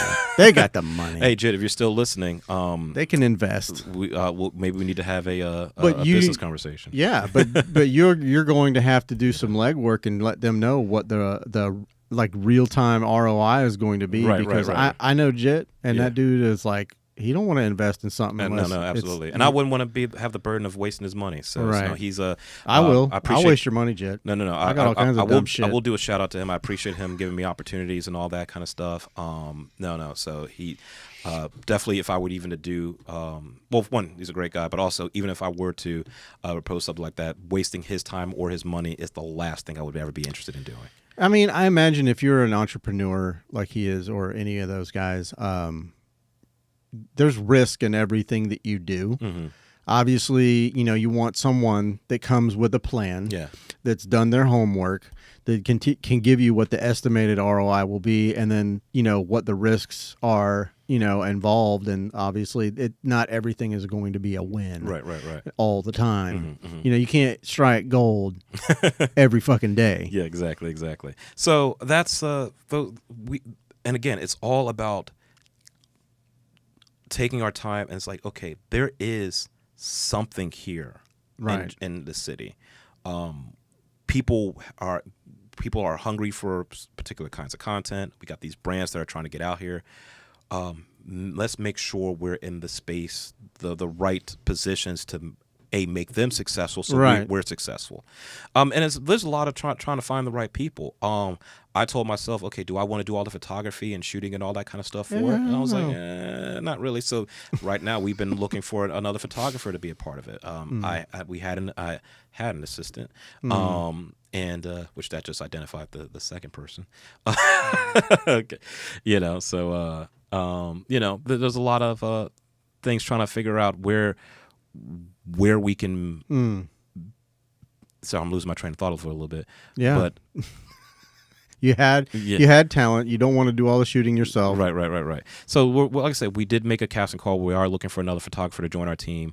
We don't want to spread ourselves too thin, because we have clients who are paying, but the margins are, you know, being transparent. Overhead is not all the way where it wants to be just yet. And then we got a lot of stuff coming up. I made an announcement. We do have another fashion show coming. Let me ask you this. The requirements, and we'll say it on air, so if there are photographers that are watching that are local here in Jacksonville, they get to hear, like, what are the requirements of your photographers, and where can they contact you as far as, like, how much the gig does pay? Right. So all gigs would be paid. We'll have those conversations, you know, per client basis and everything like that. We'll pay the retainer. So we, you know, if the retainer has a X amount of contract and stuff like that, they would get a percentage off of that. Or depending on the different duration, we have the client the percentage of, or at least what that booking would be for. as far as the requirements, we're just looking for creative, established photographers. We're examining every portfolio to make sure it fits our vision, the way we want to run the business, not just for meet the needs of our clients, but also to establish, like I say, a brand image for Elite Horizon Media going forward. If the way you can reach us at elite.horizonmedia on Instagram, or also Elite Horizon Media at gmail.com. I'm getting rid of the Gmail part. I just haven't bought the domain. Wait for me there, or you can contact me directly. Gmail's fine. Or you can contact directly to me at E4Extra on Instagram. And like I said, we'll have all the links and descriptions and contact information in the comments below. Well, the reason I asked the requirements is because as a photographer, if I were interested, I would be like, okay, how many hours a week am I going to be spending on this? Right. Because most likely it's going to be most likely like a part-time gig. Yeah. But I also know that in the industry that you're in, it requires a lot. Yeah. When you are there, you have to fucking be there. And like, people have other obligations and all that. Right. Yeah, biggest thing, we're not here to waste our client time, but not to waste our team's time either. All of that is valuable to all of us. So I would be 100% transparent on what we expect and what we're asking to be delivered. And if they want to partner with us after that, having that conversation, absolutely. One of the words I've been using all day is value positive. I'm adamant about that. So I want that to be felt across the board. The idea of anybody getting the impression that we're either taking advantage on either end of the spectrum is something that I never want to be a part of that conversation. Would you be interested in just, instead of contracting like a photographer, like what if you just did it like on a freelance basis? Yeah, like yeah. You just hire somebody for the night. Yeah, we're examining. Like have a list. Right. Just a regular contact list and all that. Yeah, kind of like stuff. a short list. Short list. Yeah. We're examining all those opportunities. I think actually technically, I'll be honest, we do kind of have a bit of one. I was just looking for something a little bit more consistent. Like say, hey, boom, there's your face portrait, boom, part of the team kind of thing. But at the end of the day, the numbers have to make sense. Right. And there's no point of having somebody on the team say full time payroll, right? If the business isn't bringing in enough all the time. So yeah, there's going to be changes and bumps and like growing I said, pains. Yeah, I like that, growing pains. And but we are looking forward to experimenting in all the different ways to make this successful. Sure. Gotcha. Oh. And I saw him tap a button. I was like, what we got over there? All right, he's just swapping the cameras around. Okay, got it. I was launching a nuke, sorry. Easy, fella. Gotcha. Easy. Yeah, Right. Careful. Hypothetically. Allegedly. And Pat looks like somebody he'd be probably, he probably had a you were Army, right? Yeah, I was Army. Okay, so you didn't play with any of the cool toys. No, I got to move the cool toys. Okay. Yeah. Just What got was to his watch name? him move. Get it. Oh man. Well, I'm really excited to see like what you got. I'm always excited to see what everybody's doing. Trouble is the fucking algorithm, which is censorship in itself. It only allows me to see certain people. Like I don't go on my, like we talked about earlier. I try not to. I used to spend a long time scrolling, and then I would go through stories, and I wanted to be supportive of all my friends, and like and then comment, and sometimes I would be sharing things whenever I thought of it, but I just don't really do that anymore because it just takes up way too much of my fucking time, and the algorithm doesn't show me everything that I should see in like the first 5 minutes. Right. And then I think I had a conversation about 1 or 2 podcasts ago where I actually put that in my calendar of like when I'm going to be on socials and stuff like that, which has made it easier though for me. I was like, listen, it's 4:00. Okay, let me go through my messages. Let me try to talk to everybody. Let me make comments and all that kind of stuff. Let me respond to the comments that are under my post so the algorithm boosts that engagement up a little bit. But I'm like, okay, at 4:00, okay, I'm done at 4:20. Let's go. And then get back to living in the real world. I this is how I time it. When do I start feeling yucky? Which is about 5 minutes in. Right. I'm like, ugh. No. But I've also, one thing I have tried to do is spend less on social media at night. Stay off your phone at night. Well, yeah, stay off phone. Now, the TikTok doom scrolling, still working on that, But for me, it's helped because I was so excited when they were canceling that. I don't know. I was really excited. Why? Because I hate it. Really? Because of the doom scrolling. I'm. That is my last frontier. Okay, I've Facebook, Instagram, even X, all those things. I've kind of like, okay, I've made amends. First of all, I'm mad that you called it X. It is Twitter. For all those at home, no, it's fucking it's X. Twitter. Twitter's dead. Listen, Twitter. If I bought E4 Extra and I named it Jim Mullis fucking takes pictures, it's Jim Mullis takes pictures now. Just saying. It's Twitter. Whatever. That's my line of saying. Formerly known as, we'll just do the Prince thing. Formerly, no. The website formerly known as Twitter. Listen, first of all, the amount of embarrassment that I was going through when it first launched as X, and then trying to typing it in, and then getting redirected to everything that wasn't the actual website that I wanted to go to. Why are you getting a website? It's a fucking app. Well, yeah. First of all, I prefer when I'm home. Oh, you're a computer guy. Yes, to prefer browsing stuff on my desktop. So my Instagram, Twitter, almost made me slip, Facebook, for the desktop applications of it. The whole app stuff and everything like that. I only do that when Did you get the, sorry, you're talking about X and Twitter. Did you get the Tesla? No. Why not? Okay. I was made...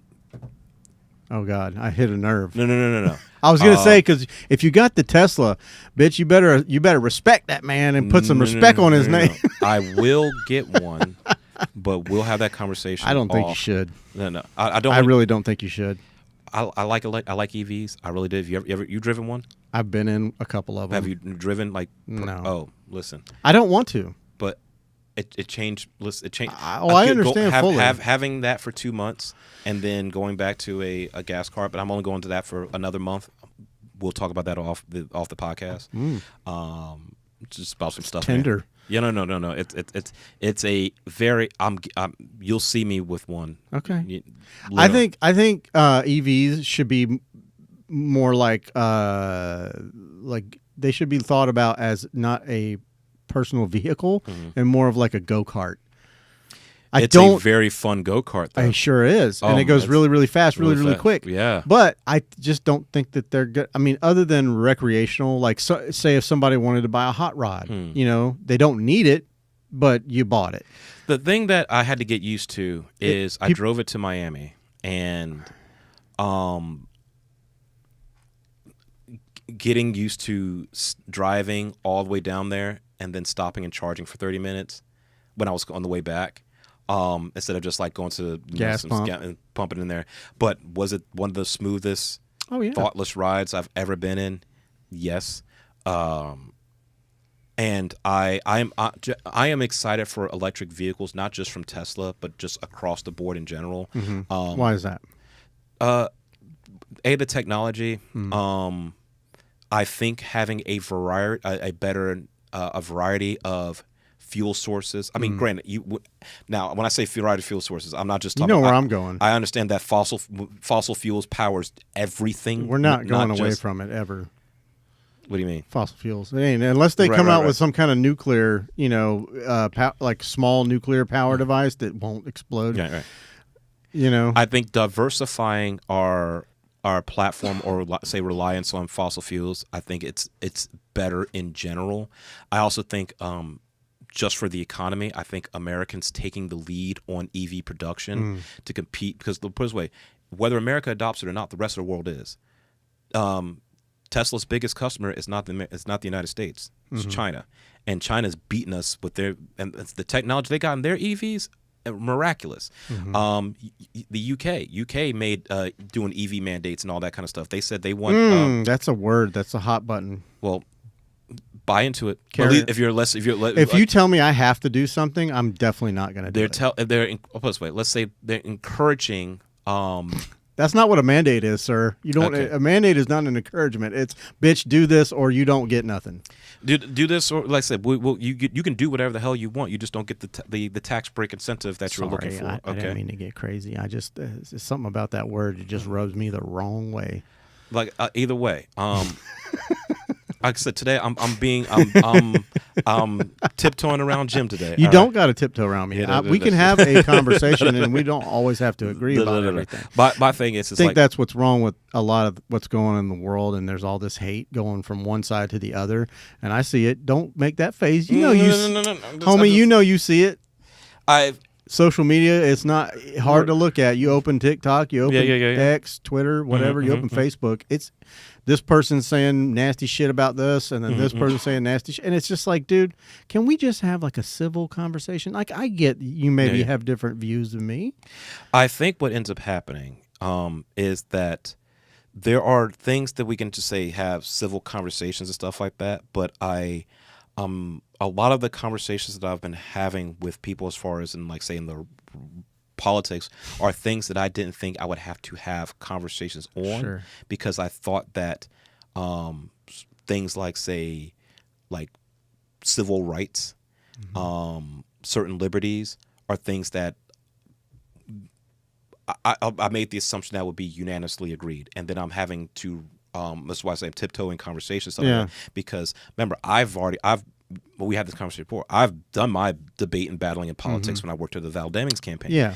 I don't ever want to debate anyone. I just think like my question is always this. Like, because her and I get into it sometimes. Like we don't always have the same views on things. Right. And same with my daughter. I'm just like, okay, you think that way. Where did you get that it had to come from somewhere. Where did that mindset come from? Right. Whatever it may be. I don't, pick a topic. Yeah. And it's never like you're wrong. Yeah. It's like, how did you come to that conclusion? Because obviously we are just sponges of knowledge and we don't come out of the womb knowing everything. So we have to learn shit. So it's like you learn and where did you learn that? Okay. Did you consider your source? Yeah. Where did they learn it? Did you research it? Did you, like all the things that we talked about the last time? And I find myself questioning that part more than the actual argument. Okay. No, that's, I think I posted that, telling when people's like always saying, do your own research and everything like that. But also like, yes, sure, do your own research. But yes. Where are you researching? Where are you researching? And also, have you learned how to do your own research? Remember back in the day, they don't even talk. Remember back in the day when we went to class and people talked about first and secondary, third person story, how to do third person accounts versus first person accounts and everything like that. And now because you had to list your sources, and anything like that, and also check for biases, knowing when somebody's like I and them and statements and everything like that. Now everybody's just like, well, you got to post it and then you share it before it's so people can get a reaction out of it, and then everybody has start spends and all that. And as somebody who had to spend 2.5 years just digesting information, actually shoot longer than that. Because spoiler alert, guys, I was a political canvasser for the Democratic campaign in 2018 and onward. So anytime a thing came up and stuff like that, people like, how would you rebuttal, or how would you respond to this, or how would you, what was your objections to this? Because I'm going to door asking folks, getting told these questions. I've done that for 6 and some years now. So for me, when you say, well, I was making that face, there's a part of like fatigue to a degree, for having to constantly like, okay, you tell me something. I feel that. Okay, now hold on, Jim. Let me tell you about this and that and that. And then sometimes I'm just like, let me just have coffee. Yeah, that's where I'm at. Yeah. No, I get it. I guess it's when people get like crazy about their beliefs. Yeah, so when they're in love with their beliefs or their thoughts. It's like. And it's on both sides, and it's clear to see as well. That's all I'm saying. It's so easy to see the divide, right?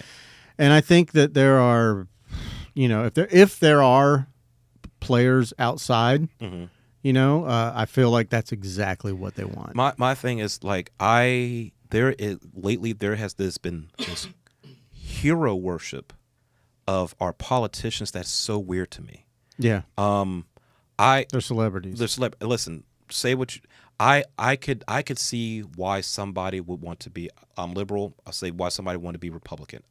Even to this, even for right now, I have my criticisms of how like things are happening with the government, but one of the things that's also made me realize is that if the government has this much power to have an impact on my life, maybe that's also a reason to make it smaller so it does not have that much impact. You know, we can go back and forth with all the conversations why I agree with that. The importance of small government sure. versus a government that has enough power to curb against, like, say, if the government doesn't step in to right the injustices of its citizens, then what use is that government? Yeah. You know, so we can go back. They're not the police of the United States. Like the government should not be. Right. And I can say, like, so there's an argument to say if there's an injustice and the government's too ineffective to do something about it, what's the point of that government? So therefore, it doesn't have power to do things like that. So therefore, it should have some authority or power to be able to protect its citizenship. Versus if the government has too much power and it's being neglected and it's being ineffective on or it has too much power and somebody could abuse it to impact the citizens, and they're it's just fucking romper room, right? And it says, and you go back and forth between that spectrum. I get that. I don't like where a person, somebody, we won't have to say their name, everybody views them that they can do absolutely no wrong, and that hero worship just icks me. I've worked in liberal Democratic campaigns for a while. I did not like all of them, whatever. But I understand the platform and all that. But listen, I've been in the rooms. There was some criticism being lashed, and man, this person's as dense as a box of hammers or whatever. But they had a team and all that, and made it work out. But I'm watching stuff like this is the second coming of Jesus, and it's weird. It's weird. Yeah. The only thing that I can say, and I don't.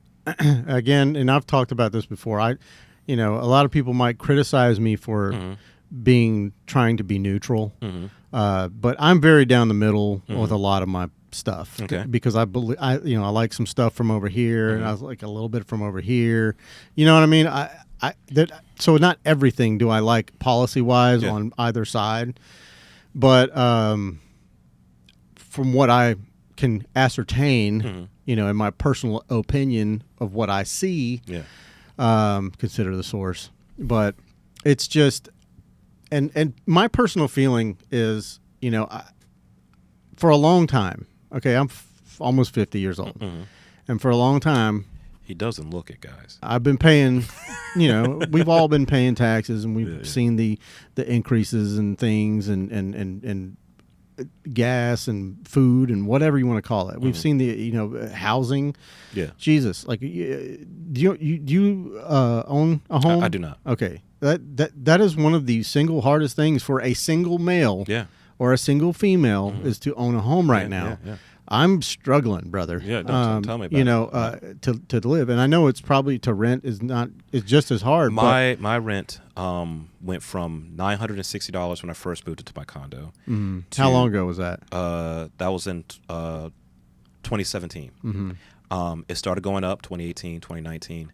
Now it went from $960. I pay $1,670. Yeah. Same square, same 1,000. You're paying as much as I pay to own a home. Oh, listen, and that's my parents. My dad makes significantly. Both my parents make significantly more money than I do. But they're talking about like they're struggling, and I'm talking about folks that if I gave their numbers for their salary, you would say, oh, they're upper middle class. Sure. And that's not the same for them anymore. Right. And it's not like they're in like we'll like I said, we'll talk about at the podcast show in the neighborhood, but it's not like they're they live in the same places as the football players do, and it's still like, whoa, these bills are we're not going on vacation. Sure. And I'm not even talking about and I was not saying going on vacation, but it's like okay, now let's go back to looking at some coupons. Let's go. Well, we got to make this car last. So I guess my point by saying that and what you're saying is like I've always had the question is where the fuck is all this money going? And the one thing that I've been cued in on, I'm not worshiping anybody or hero worshiping or any of that, what you just said. I just think that it's been, if what the media and what we're seeing right now is true, the things that they're being transparent about and that they're posting, and is wild. Well, all of the things that they're stopping and all the things that they're like, hold on a minute, why are we paying $500 million for somebody to spin kittens? What the fuck is that? Well, if I think it's like, okay, so sure, the government's doing that, but you know who how fluffy your pillow is. Right, like, right. But what? Also for example, United Healthcare is not lowering their rates and stuff like that. Aetna is not lowering their insurances.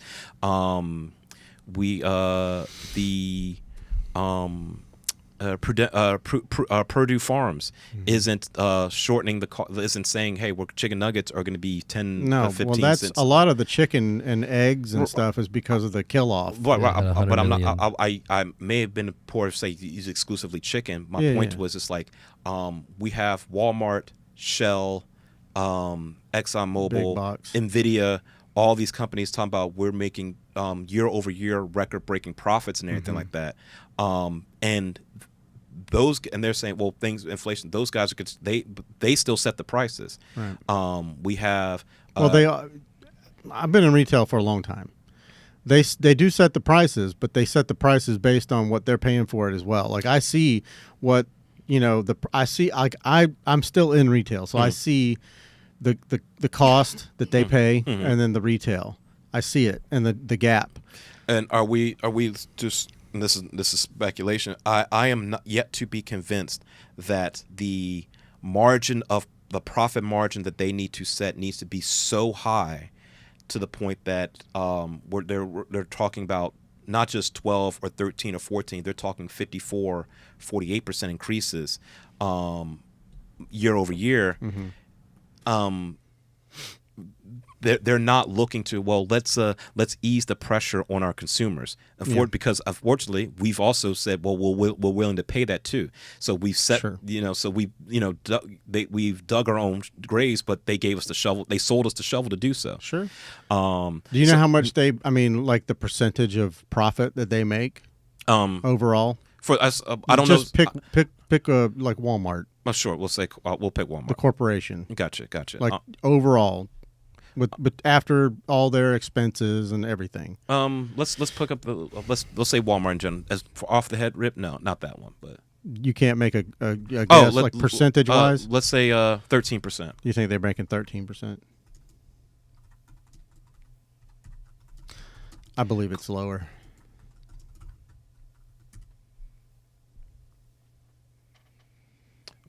Hmm. 20. Oh, so 20, 24, 20. That's 20.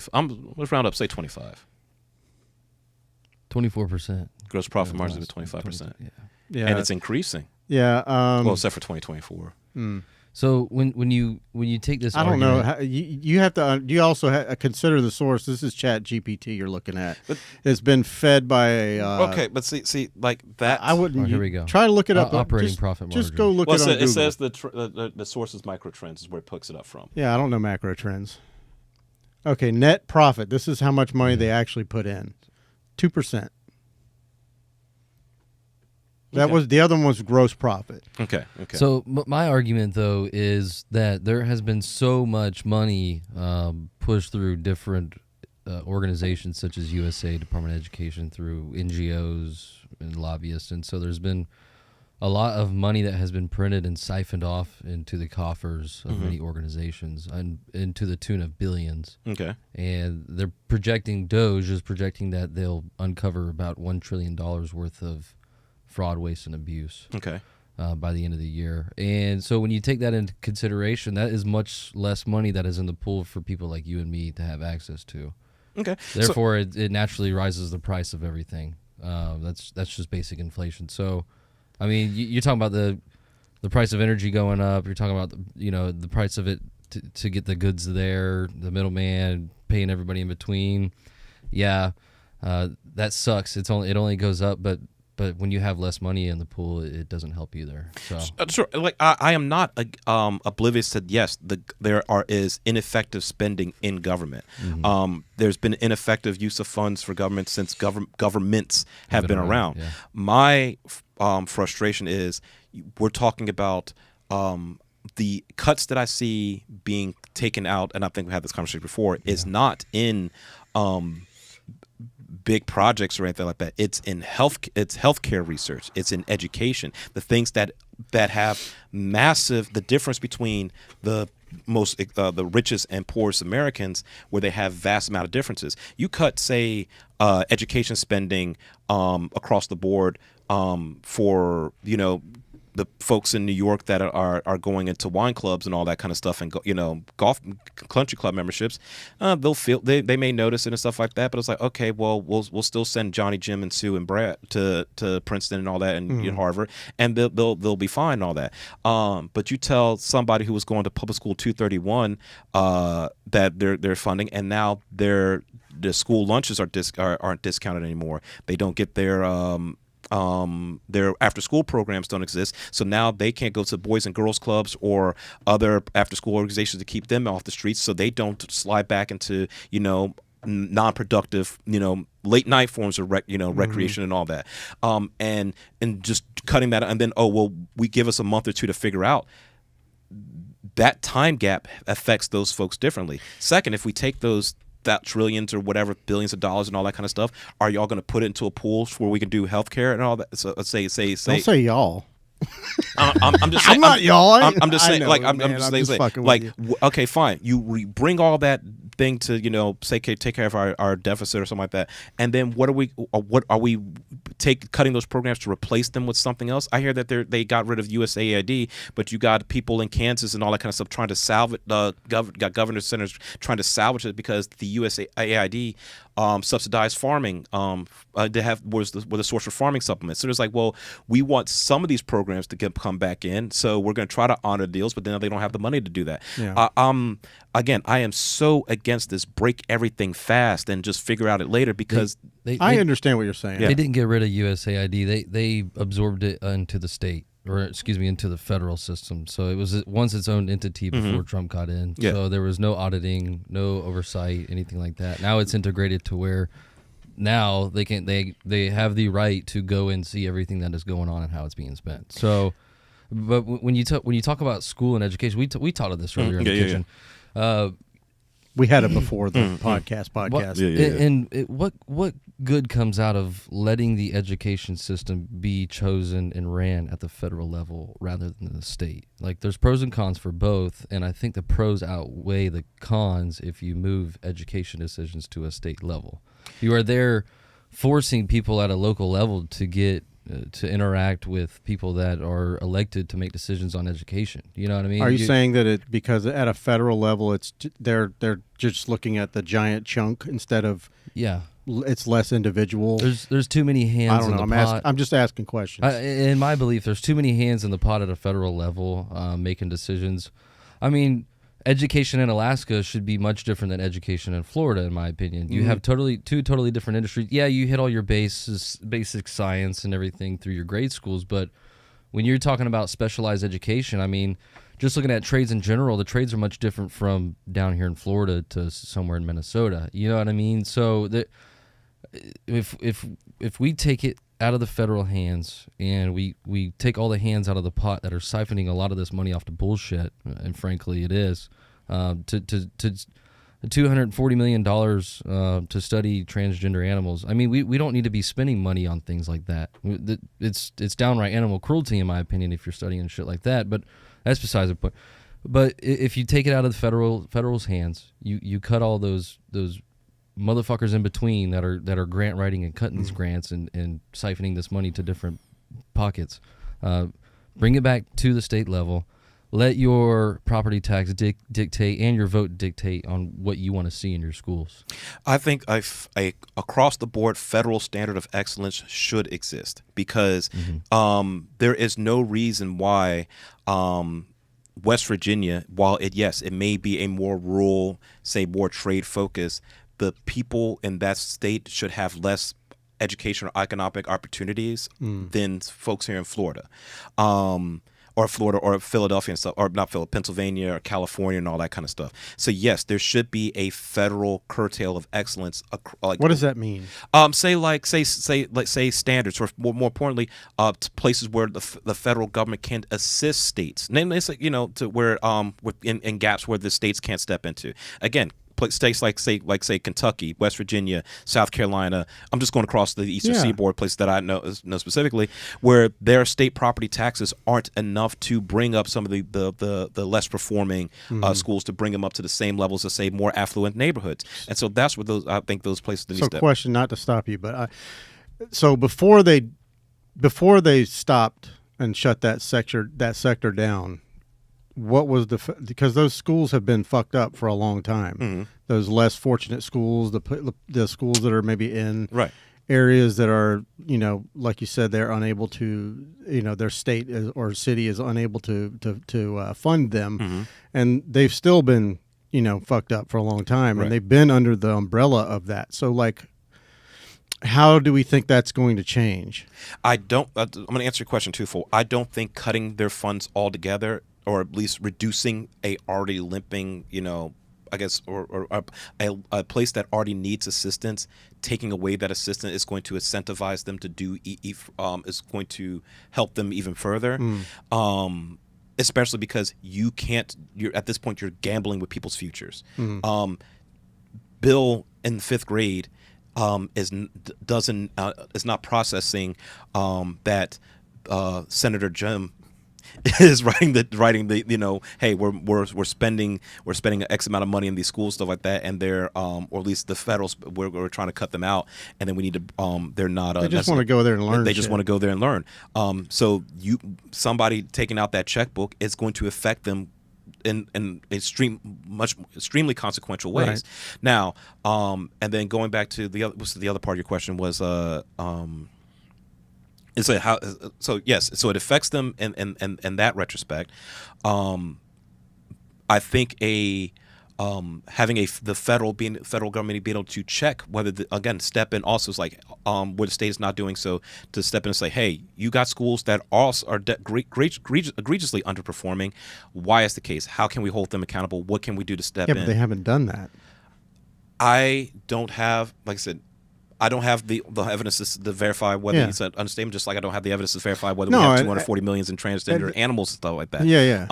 Well, I guess that's my point, and I think I understand what you're saying, and I understand what he's saying, and to me, it just seems like if the government says, okay, this is no longer, but we're going to allocate funds to the state for education. We're giving it to the state. We're not going to decide what the state does with that money, but they give the money to the state, and then the state, it's basically, you're like putting it under a microscope instead of looking at it from across the street, which is, a sorry analogy, but the federal government has way too much shit going on to really drill down into, even with the Department of Education, they don't drill down and look at these underperforming schools. I don't think. I don't know. Wouldn't the solution for me is to make that department more effective, or be able to give it the power to help people more accountable than actually just bulldoze it out? So who's watching the Watchmen then? Yeah, but for the very first time in the last 250 years, we've had a government that actually audits itself now. I think that's now, homie. I think, sorry, Pat. Let's talk about it, man. I think that's a big, exaggeration. So you say the government has never audited itself in 200 since the time it's been out there? Obama tried. He tried. I think that they shut him down. The Pentagon has failed. I read something that audit. he was in talking about how he was trying to investigate into these things, and then Congress and everybody said, "Nah, we're not doing that," and they shut his ass down. Okay, and Pat, were you about to say something? Sorry. Oh, the Pentagon's failed at almost every audit. So, with the allocated funds that they just can't seem to know where it goes. It probably goes to CIA black projects near Area 51 and shit like that. I mean, there's so much spending. I mean, if you haven't been paying attention to Doge, I've been paying attention to. The thing I've been paying attention to Doge is that I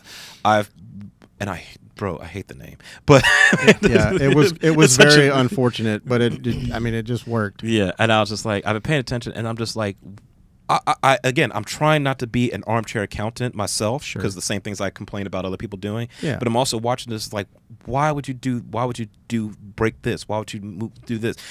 You're posting all this stuff, like saying these outrageous statements where we sent 50 million condoms to $500 million worth of condoms to people in Gaza and stuff like that. And then when you actually examine the spread, it was more than just condoms. It was like for, like contraceptives, medical supplies, gauze pads, just things all across the board. And he just said that blanket statement just for outrage and rage bait. Like, it's stuff like that. And I'm trying to, like I said, because as soon as we're going to wrap say up. whatever. But within a day, he came back and corrected himself. Right, but like, again, this guy is operating as a government official. He initially shouts out misinformation, says, "Oh, I'll say misinformation sometimes, but I'll come back and correct myself." When everybody, I'm gonna say in my lifetime of politics, at least prior to some other parts of the administration, there was a whole thing called media training, where you actually get your statements together, give feedback with your constituents, get feedback from your advisors and stuff like that, so you can have no media training. But I'm saying, so yes, so we have somebody shouting out on the internet like every other wanton personality, and as opposed to having a clear, cohesive message that's supposed to, like, say, either educate or unify people, just shouting out initial impressions, which is so unprofessional. The fact that for a company that I work for, I have to have better public-facing statements than somebody who's next to one of the highest people in the land is obnoxious.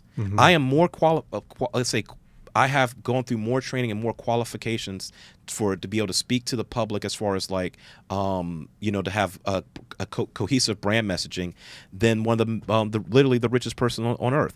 It's embarrassing, but that's okay. Because he makes cool cars. He makes cool cars, and he builds tunnels. I do like Teslas. Rockets. He builds tunnels underneath L.A. Apparently, listen, he has his team has a very very fascinating car. I love what they're doing with SpaceX. Well, yeah, he's got a lot going on, and it's hard to understand how he can fit this into his deal. I get what you're saying, the whole rage bait thing.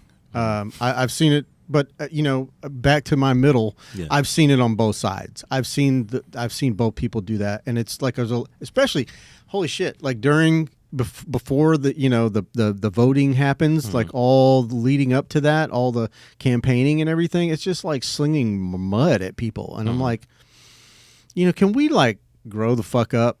I mean, that's all. I know I would never run for office of any kind because I have no sense. I'm stupid as fuck. Okay.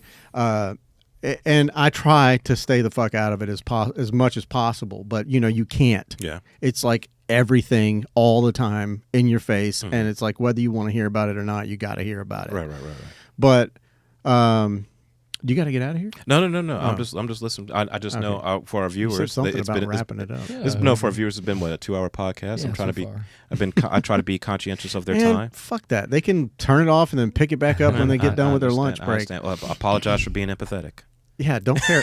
Listen, I'm not saying I don't care about you people. I love you, and I say you people, I mean my friends. I was almost about to catch you on that. Oh, you think I was being? No. I just wanted. I was like, race baited me earlier. I missed my joke. Speaking of race, anyway, this podcast has been brought to you by Black History Month, and I just want to tell all my viewers out there: keep in mind that you are history in the making. Stay black. That's a quote from Joey Diaz. I didn't say that. What'd you think about that halftime show? I didn't watch it. I couldn't give a fuck less. I thought it was but good. I will say, and one of my little things that I got up on Facebook, and I saw you had posted this little meme, and I was like, what is the fucking? It's like all the people that said they didn't like the half show contest, and they just happened to all be white. As somebody who I've seen black people talking about they didn't like it either. Listen, as somebody who has watched, been on social media enough, and I've, for some particular reason, there is the people who say it's not that they're white; they all look the same. They get these sunglasses. Now you're profiling. No. It's just very sunglasses. Racist of you. But it's okay. You can do that to white people. They just look like they're truckers, and they'd be like, I hate the halftime show, and we should turn it off. And they did it for Rihanna, they did it for Beyonce, they did it for You know, and and they got Newsmax saying this was the worst worst unwatched halftime show of all time. Didn't it break the record of the most watched halftime? I have no idea. I don't. First of all, I don't watch sports. Okay, so first of all, or second of all, I don't give a shit about football in general. So I couldn't care less about the Super Bowl or any other fucking thing that they've got going. I think that yes, America needs a pastime. I think that's great. I think people, like you said about the politicians, I think people put way too much emphasis. I put the emphasis on the wrong syllable. I think they put too much emphasis on athletes, artists, which you want to love your artist, buy their album, support them, do whatever you want. I don't care, because I'm all about not censoring. So if you want to say whatever you want to say it. You have an opinion about something, that's what social media is for. I just think, where was I going with that? I don't give a fuck about any of it. And I didn't watch the fucking halftime show. I didn't watch the commercials. I couldn't care less. So I had people the day after asking me all day long, what'd you think of the Super Bowl? And I was like, I don't, honestly, until this day, I still haven't seen it.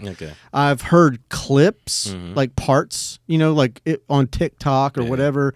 And I'm like, how come it's so quiet?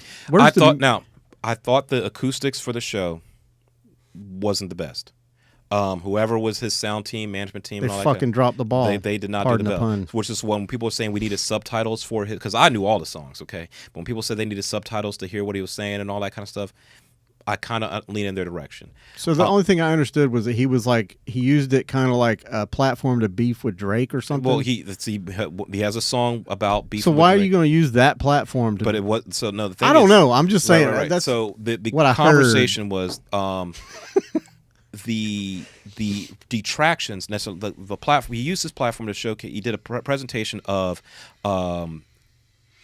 American symbolism, the black movement. He had a lot of symbolism as people. You have to play the game in America in order to succeed, and if you don't play the game, you die. He made a whole stage to tell a message, and he did that through different songs, different dances, and all that. We would have beat another 30 minutes in 30 minutes to talk about the podcast, but I'm not saying put it on the screen, but 30 to talk about all the points of it. But there was a lot of detractions of saying, why did you use the Super Bowl to do this message?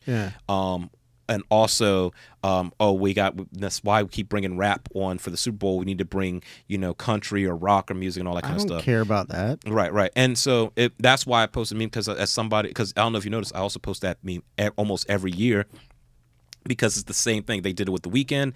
They did it with Rihanna, Beyonce. And I'm starting to notice a trend here of folks are saying stop. Then we had the guy on Newsmax, can't remember his name. He was like, we had the DEI halftime show. It's like for all the I thought we were getting rid of DEI, but there was no there was no diversity. Well, in the show. That's the problem I have with like real. Well, let me just stop saying real, but like legacy media is that they say their opinions on there, and they shouldn't be. They should just be talking about the facts and nothing else. And so yes.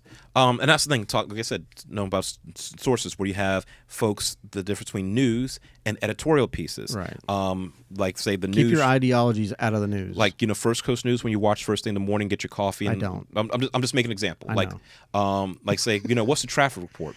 That's news. Yeah. I just when I used to watch it, I only watched it for Richard Nunn. I loved him. Yeah. Because I just always want to know the weather because I ride a motorcycle. So, but I guess the point was now I got it on my phone. First Coast News, you're watching that for the weather and current events. News, Bill O'Reilly, editorial piece. But people mixed. Oh well, he's not relevant anymore. Who's the new guy? Who's the guy now that took his spot? Who the fuck knows? There's a couple. Jesse Waters. There's Greg Gutfeld. There's the one that always looks like he's staring off into space. He talks like and. He asks questions like, I'm just asking the right questions. Is that a problem? Is that a crime? He has these woofy hair. No idea, man. I think I know who you're talking about. It'll come to me. Carson, something. Tucker Carlson. Tucker Carlson. Yeah, that guy. Yeah. But he's on his own network now. Okay. Yeah. He's not like he's not. Okay.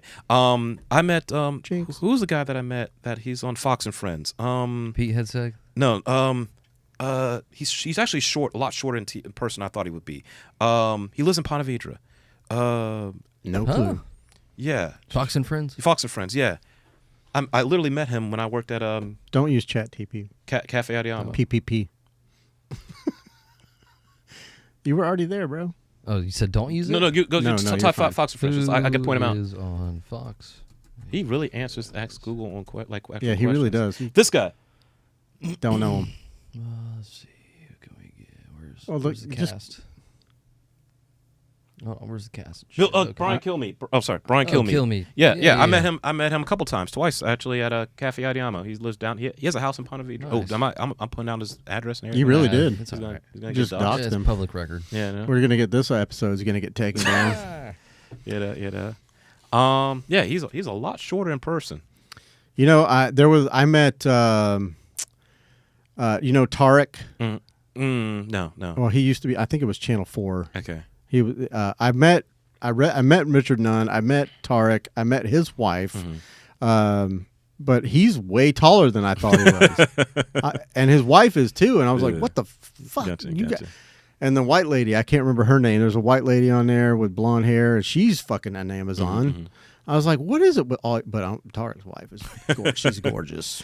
Excellent. No, and like that's pivoting back into like the conversation about like news, information, politics, and all that.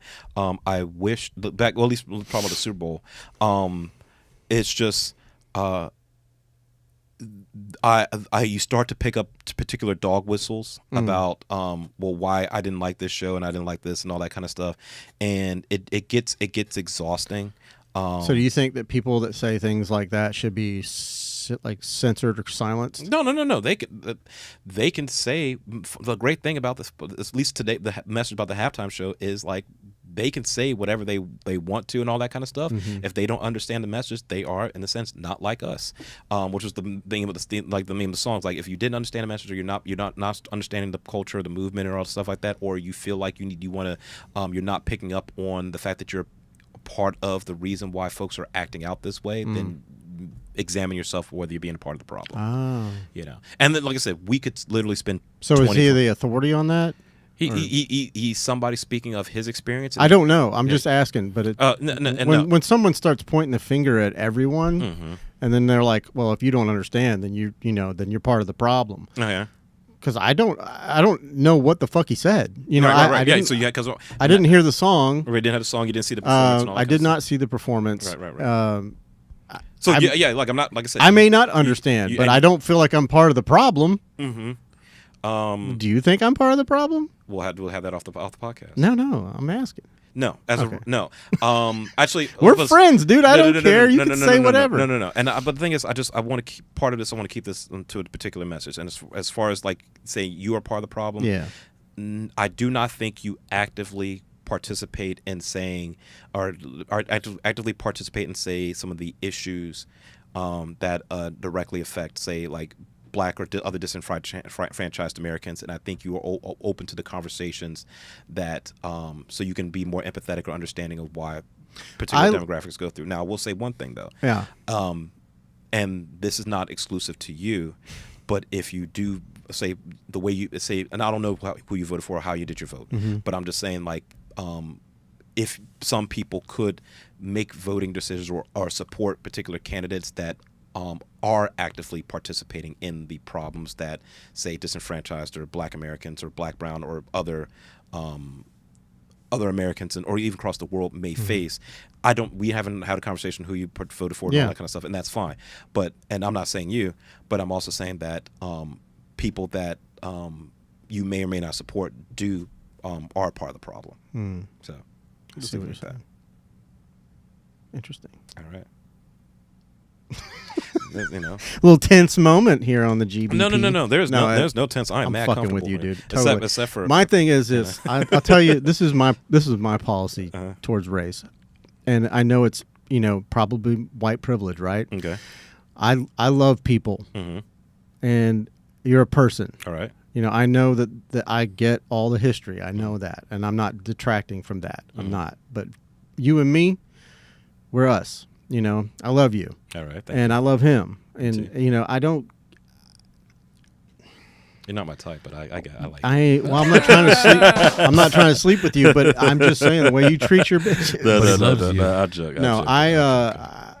It's hard. It is a hard thing to talk about, because and I know that there's a fucking term for it, and I hate that. But white guilt, whatever you want to call it. It's like hard for white people to sometimes talk and have a conversation with black people about race, because it can become, even if they're not, it can become, elevated or whatever in the wrong direction pretty quick. Yeah. If two people don't see eye to eye. For me, I just want to, you're a human being, and I think that if more people thought that way, I don't want to take away from the message that, Hello.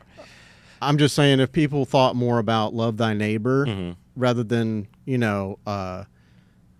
what's the color of your skin, I feel like we might be in a little bit of a better situation. And that's on both sides of the coin. Right. My thing is, we talk about how it's hard to have those kind of conversations, because for me, it is hard for me to quantify 36 years of experience into 20-minute conversation. I don't expect you to. And some things that may come off as, say, microaggressions become major aggressions. Things become major aggressions, just become tolerable, become the norm. And there's a lot of nuance to try to, and things, for me, is I don't want you to feel white guilt or whatever. I don't want you to feel guilty about your existence and vice versa and all that. Any kind of conversation I would have with you is just to evaluate some of your decisions or things like, say, your support or things that you do and all that. But also, you still got to look out for, say, your family with your interests and all that kind of stuff. I just hope that we get to a point where our interests both align. And that's just the best way I can try to, let's say, wrap that up in a little bubble, nutshell. A little nutshell. And that's the thing. It's trying to take a very complicated situation and something what I just do and talk about in just another 90 seconds or something like that. You got a hot date? You got somewhere to be? No. I'm your date. Again, you didn't even have to buy me anything. We'll see. We'll see. Right. And that's that. I've tried to have that because, and I've had frustration with, like I said, non-black peers and all that because, me having to try to have those conversations or try to have those worldviews, and they just dismiss it like, oh, well, it's not that. Or like I said, well, you're just human to me. You're just human and all that kind of stuff. Yeah. You don't like hearing that. Well, it's not on wish. It's like, I wish I could just say, oh, well, we're all humans. Everything's going to be fine because, like I said, you have when you go to, say, I don't know, Ponte Vedra. I don't go to Ponte I'm just saying, let's say you go to Ponte Vedra or say Jack's Beach or just anywhere. You're just, Jim with the gray beard, nice motorcycle, handsome man. And I go there if I'm wearing this black hoodie with the Africa chain and, gold and stuff like that. I'm sure I'm just be just another Florida resident and stuff like that. But I also am in a place that I'm the minority demographic. Yeah, we've talked about this a little bit before. Right. Where you driving down the street, you see a cop car. Yeah. They examine my plates a little more closely than usual. And I've had these many times where I've been, either arrested, mistaken identity, asked some questions. Sure. In this neighborhood and stuff like that, all across growing up. And you get used to that. Now, there been times where it's like I've been ready to, like, okay, here it comes, when it didn't necessarily have to be. Sure. But also because I've had enough of those conversations where I've had to be ready and my intuition's been right. Right. I get that. It's like PTSD for sure. I mean, I will tell you, not to minimize what you said about yourself, but I'm like, you look at me and you say I'm a handsome man, whatever, that I can go walk freely around Ponte Vedra, and I've worked in Ponte Vedra. I've been asked, I vape. I'll go stand outside of a building, and I've been asked to leave the premises because they thought that I was like a homeless man or whatever, and I'm like, I'm fucking working, bro. What are you talking about? And it's never escalated to the point because, I explain it and they're like, oh, okay, I'm a dummy, but so I get that there is maybe a little bit of that, but I guess, and I know we're not going to solve the world's problems here tonight, and I don't expect to. Yeah. Well, maybe we'll do it on the next podcast. Maybe, but I mean, I always ask this question when people start talking about racism and race, and I'm just, my question to everyone is like, how do we fix it? I believe the best way to fix racism is one, exposure to people where they can have empathetic and more exposure to other races, other cultures, homogenous people, makes everybody more tolerant and all that. But also people who who are discriminatory or racist, to minimize their power to be able to make decisions on folks like that as much as possible, also is a barrier. People can be racist to LeBron James all he wants. At the end of the day, he has $300 million. Yeah, he's doing all right. He's doing all right, stuff like that. But if somebody's racist to the janitor that works at the Lakers Stadium and stuff like that, and it's like, I don't like this, or rather, this black person can be a janitor, but I'm going to promote my cousin to be the sanitarian manager. Even though they weren't qualified, or they just hit me up, but I just don't want somebody of a different skin color having authority over me or being this close to my position of power. That's the issues where I see. Well, that's DEI, what you just explained. As far as like, they don't have the qualifications, but I'm gonna put him in here anyway. Well, because he's a white guy. The thing is, the fun thing talk about DEI is that the whole point of equity is giving everybody the opportunity to try to reach out there when there was discrimination that prevented folks from doing. When you talk about equity, though, isn't that like in Marxism? No, socialism. Socialism. Okay. Equity is. We just opened a scab, didn't we? Right. Teach me. Say equity. You've heard the thing. If everybody's on a different, box and looking over a hedge, right? Where equality would be saying, we give everybody the opportunity to try to climb over that ledge, right? To climb over a fence, right? We gave equality. Saying everybody can take their shot. Everybody gets a box, right? But if your box is 5 feet, this box is 10 feet, and this box is 15 feet, yeah, I gave everybody a box, but it's not all those boxes are not equal. There's not equity across the board. There are some demographics that, because of so no one's ever made it from this box to here. No. That's the thing.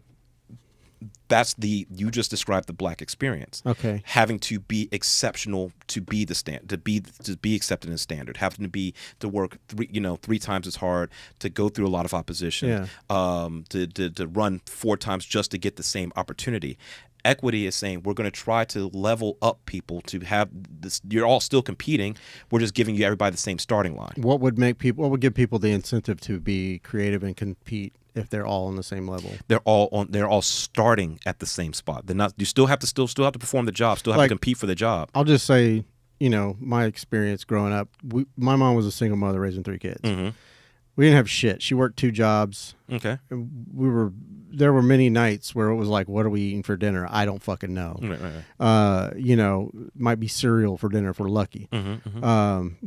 Didn't have any milk because Dad left to get it and never came back. I understand. Joke. Yeah, no, I got you.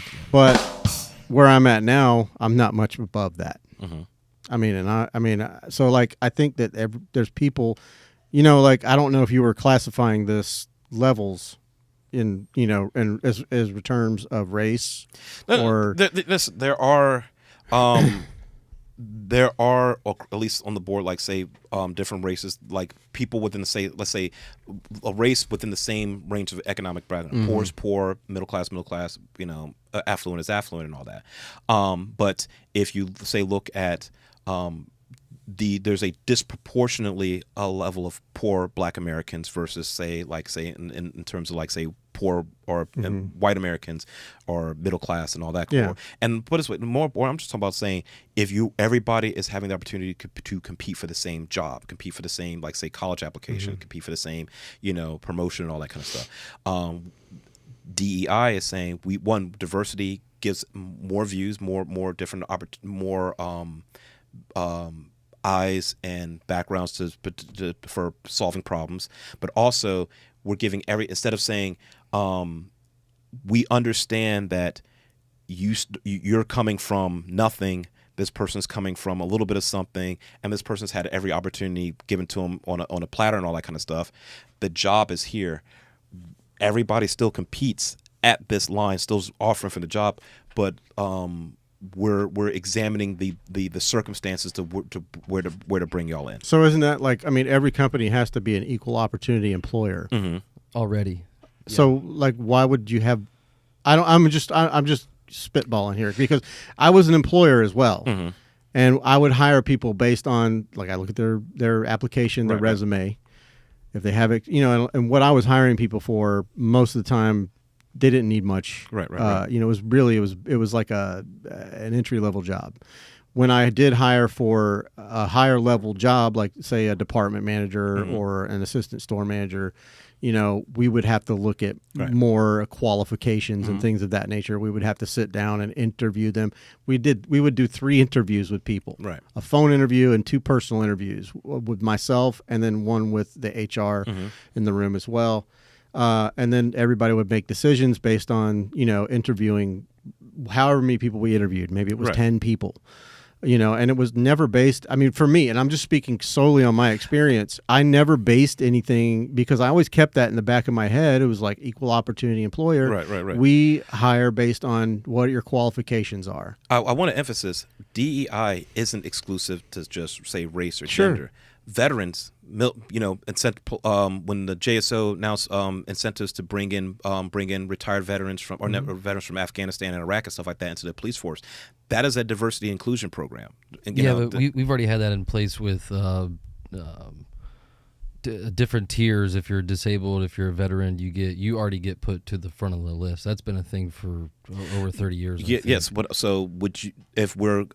I'm just saying they call it veterans preference. But I'm saying that is also a program to incentivize to move people up and as far as to give them additional opportunities, regardless of, like, say, the where they started off from.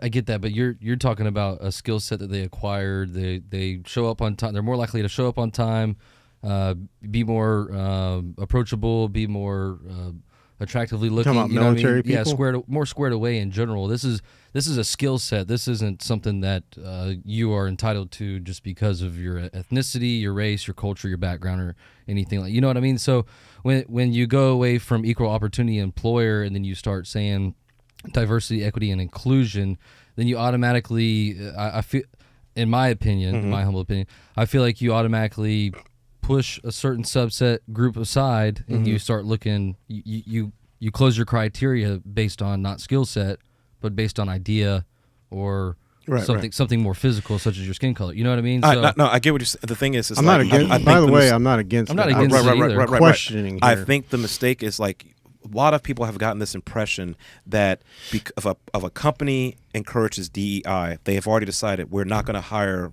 say, white men and all that, right?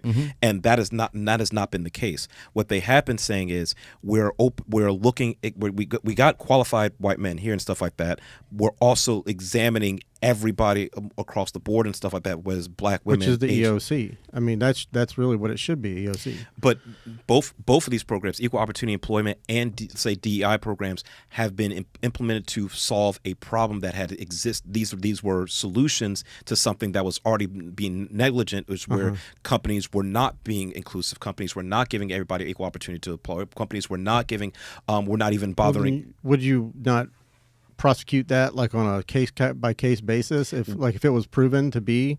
Yeah, we've already have examples right now with sure. We have let's talk about Tesla right now, who's being sued for we have 4,000 black Tesla employees. You can pull that up on the screen, in a class action lawsuit by not giving job opportunities, not paying people properly.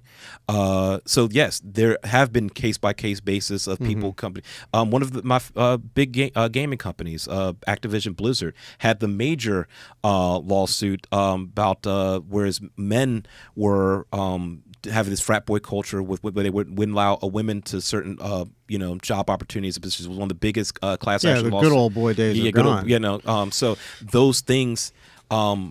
So we can say, kind of like I was brought up thing, we're taking bulldozers when we should use scalpels. Sure. Can a DEI and EOC go haywire, and we got folks taking things too far to a spectrum on the wrong side? Sure, but the solution, the problem was so pertinent that these were the solutions that we had available right. to us. Somebody created You know? it thinking that was the best thing for it. You know, like I think folks forget that Ruby Bridges, the first black woman that was allowed in public schools, is only 68 years old, 69 years old. Yeah, it's not that long Yeah, ago. not that long ago. So it's like one person ago. yeah. So like shoot, like I said, I made the joke about talking about Black History Month. But Well, that's not a joke. Well, no, I'm just saying, like, you know, looking at the camera, making the sponsorship, whatever, pun and all that kind of stuff. But we forget that the Civil Rights Voting Act was done in '66. My father is older than when black folks were allowed to vote. You know, one thing I want to point out though is a lot of the politicians that were involved in making those decisions back in the 60s and 70s and 80s were all wrapped up in a lot of conspiracy that's about to come to light, such as RFK, JFK files, MLK files. A lot of it was government, man, and this is what happens when government gets too big and too much power, and they get too well funded. Is they get organized, and they create coups, they assassinate people, and I'm sorry, but if you're trimming the fat off of this pig that is so bloated that is called the U.S. corporation, the government, I don't see nothing but good things coming out of that. You're taking power away from them, and yes, there's right now. This is, like you said, this is a bulldozer period. I think it's only going to get worse. I think it's going to be, there's going to be stuff that comes out to light that is just going to totally disgust us and change our view of the whole world. I think the conversation 3 to 4 years from now will be totally different. In 4 years, it's going to be a different ball game. 4 years, but again, 4 years is a long time, but and that's an agonizing. But to bring my point back, go ahead. I think a lot of these key players that held a lot of the black community and a lot of the other ethnic groups back in the early days, like I said, they were wrapped up in so much other bad shit. You know what I mean? Like, I don't, because I need to see the bad shit you're talking about. But I get that. we you know, when they still were in the early pumping period. crack Right, into the black neighborhoods. Right. When they pumped, not only when the CIA pumped the crack, but then they put the Schedule 1 on it, and they created the not the fines, but they created the punishments like so outrageous, like life sentences for this shit. I mean, but then on one hand you're going to countries such as Afghanistan, you're guarding the poppy fields with taxpayer dollars. It's being pumped back into the U.S. and all these other higher GDP countries, and so part of it is like anti-human movement, in my opinion, because a lot of it has to do with intel agencies that are getting wrapped up in this and pushing money to dark pools. So this has been going on for a long time. This is what I'm saying. If you cut this snake and you bring all this money back to the continental United States, it's going to do so much better for everybody that lives in it. I think what you're saying, and I totally agree with what you're saying about using the scalpel. Like, this is a very delicate situation, and I think that they should probably, and this is just my opinion, I think they should be a little more careful about the things that they're just doing. Right, because here's the thing. I understand trying to make the government more efficient so it can meet the needs of the people. But a government that is ill-effective because it's been stymied of its power. Remember, the federal government had to enshrine civil rights for black Americans. It wasn't the states that were doing it. The federal government had to enshrine rights for gay, trans, and people Americans because the states weren't doing it. And now I'm watching in real time the federal government rescind on protections for those marginalized people. The federal government took out it had LGBTQ and all that stuff in there, in their protective clauses, and now just has LGBT and does not have T and everything else in that. The federal government is taking away, say, wherever you fit on the spectrum of reproductive rights and everything like that, but doing things, allowing, so the federal government stepping away from it, and then allowing states who want to say take away reproductive rights for protections for women and stuff like that. So if I'm watching yes, while I'm in this weird spectrum where it's like, damn, the federal government had too much power, and now it's it's like, say, so we got where I don't want, say, I'm gonna say homeboy Trump, like, being able to do all this and that and stuff because he has too much power to consider. We could say he could bulldoze Congress, could bulldoze the judiciary branch, do whatever the hell he wants. I'm also upset, like, damn, because now I don't have the states they're not buying into my protections. Even less so, the federal government is not stepping in to protect its citizenship the way it's supposed to be in the first place. So, Sorry, they haven't been doing that for a long time, though. I mean, let's be honest. but that's the thing. Then the fight that in this, you know what? You're right.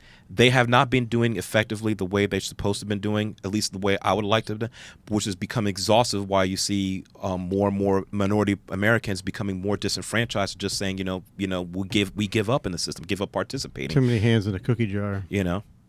So you see that lethargy. Yeah. Hey, can we talk about something that's not depressing? I don't know. I think listen, I have He's got to go take a shit. probably something like that, But I wonder if I wonder if they release the hostages from Gaza. Trump said he was going to rain fire by 12:30 noon or something. If they do. Listen, I'm looking at that tax thing, and I do not see no tax on tips. I do not see no taxes. On just give it some time. Oversight. I don't see it yet. First 100 days, you just got to give it some time. He's announced a lot of things. I mean, so far he's ran on what he said. So, hey man, I'm really excited about what's happening with all your stuff. Yeah. No, listen, I'm definitely excited about the fashion show, things that we're doing with Lee Horizon Media, the Blueprint Jacks that is coming around. For the 3 people that are left. Right. No, Yasuke's in here. Gotcha. Listen, that was Ulysses, a great podcast you did. Ulysses, hey, that was a great podcast. he got the belt.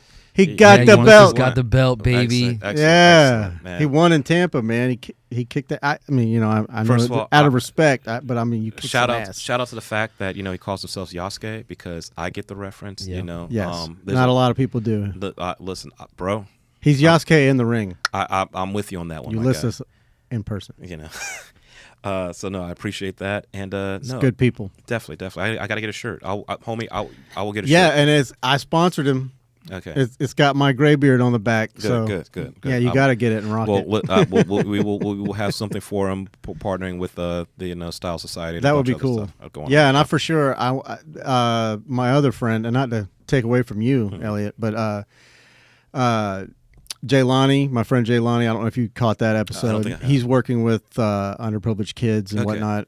He was, dude, you gotta watch it. His story is amazing. I'll definitely check it out. He will be back on in March, and he's bringing one of his mentees with him, one of the young men.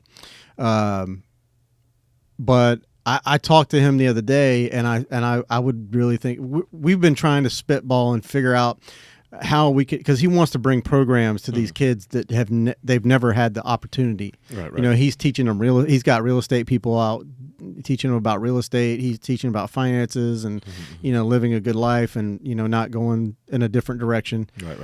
And he's a fighter too, but not professionally. But he saw Ulysses episode, and he's like, man, I was like, how cool would it be to have the come and talk, Ulysses come and talk to these young men about, what he does and, about life and all that. 'Cause he's very smart.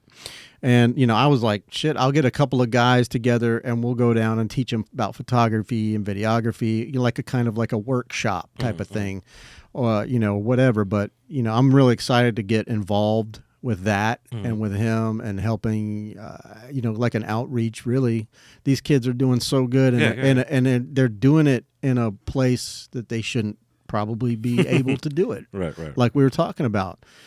But yeah, go check that episode. I definitely will. Dude, definitely. I mean, he almost to support you. He almost got me in tears, man. Good. Like I said, I'm always willing to support. Like I said, I love coming out here. We're always willing to support you. And I always want to support you too. Good. No. And hey, if we go out, you don't have to buy me food. No. Well, I'll be your wingman. Sure. Listen, I just want to see you get with somebody that likes Elliot for Elliot instead and of not my wallet, and not his wallet. Right. Stop pulling it out. Stop pulling it out. Listen, is it? Shoot, I didn't even bring it today.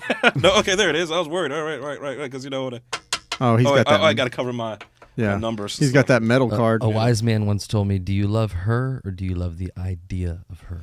And that's a lot of stuff that I did go through. So it was to the mic. That was a lot of stuff I did go through. So not over romanticizing the way the person makes you look, makes you feel, and all that.